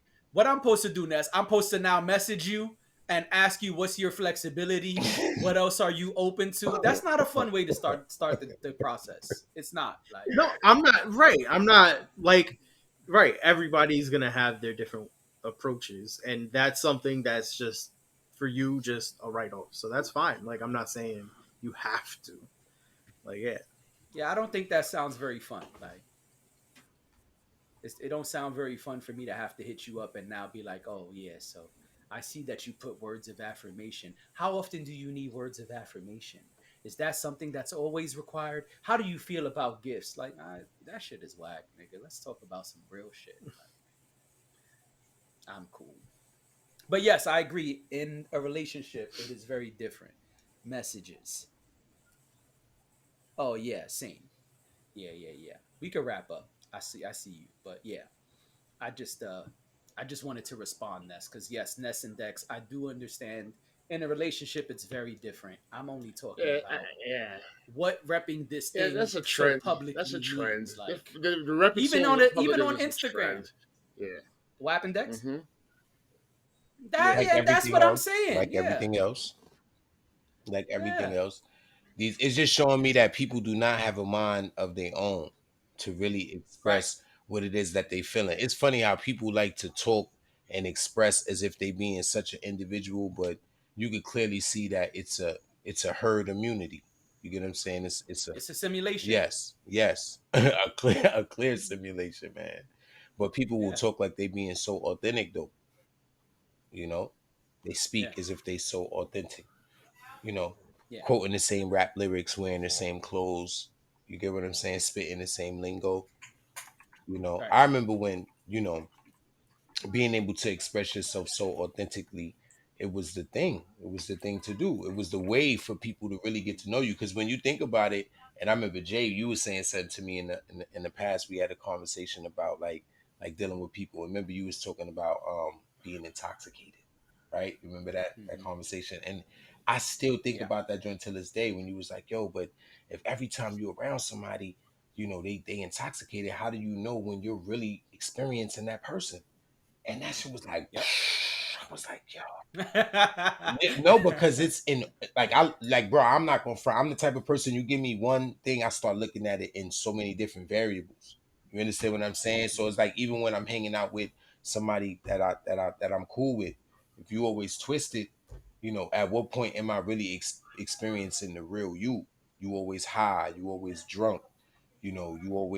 you always horny, you always this, you always something is always on your back, just you feel what I'm saying? Like troubling you, moving you, encouraging you, motivating you. But when am I really experiencing the true you? Even being tired. A person around you being tired all the time. It's like, damn, son, when I'm gonna get you at 100%? You feel what I'm saying? Like, for real. Right. And you really start to think about those things, So, you know, even social media, the level of influence by social media with that's what makes it so hard to even like interact with individuals because people have all of these different titles and definitions. And it's like, yo, who are you for you, son? Who are you really are? Do, Right. do you even know what that look like? People be like, be yourself. I'll Right. be like, son, they don't know what it look like. That's a lot of pressure telling somebody to be themselves when they don't know what they self look like, Right. let alone to know what, I agree. what your love language is and what type of, love you want to receive. So it's big, man. It's a big responsibility. I agree. Yep. And that's kind of the theme of this whole episode. You know what I'm saying? Responsibility. Like, yeah. So that's it. Responsibility. Word. So thank you, fellas. I think this is a good place to end it. Thank you, fellas, for being here and participating, and Yes. listeners and watchers. Thank you. Don't forget to like, comment, and subscribe. Share this with a friend. All of that good stuff. And we will be back next month.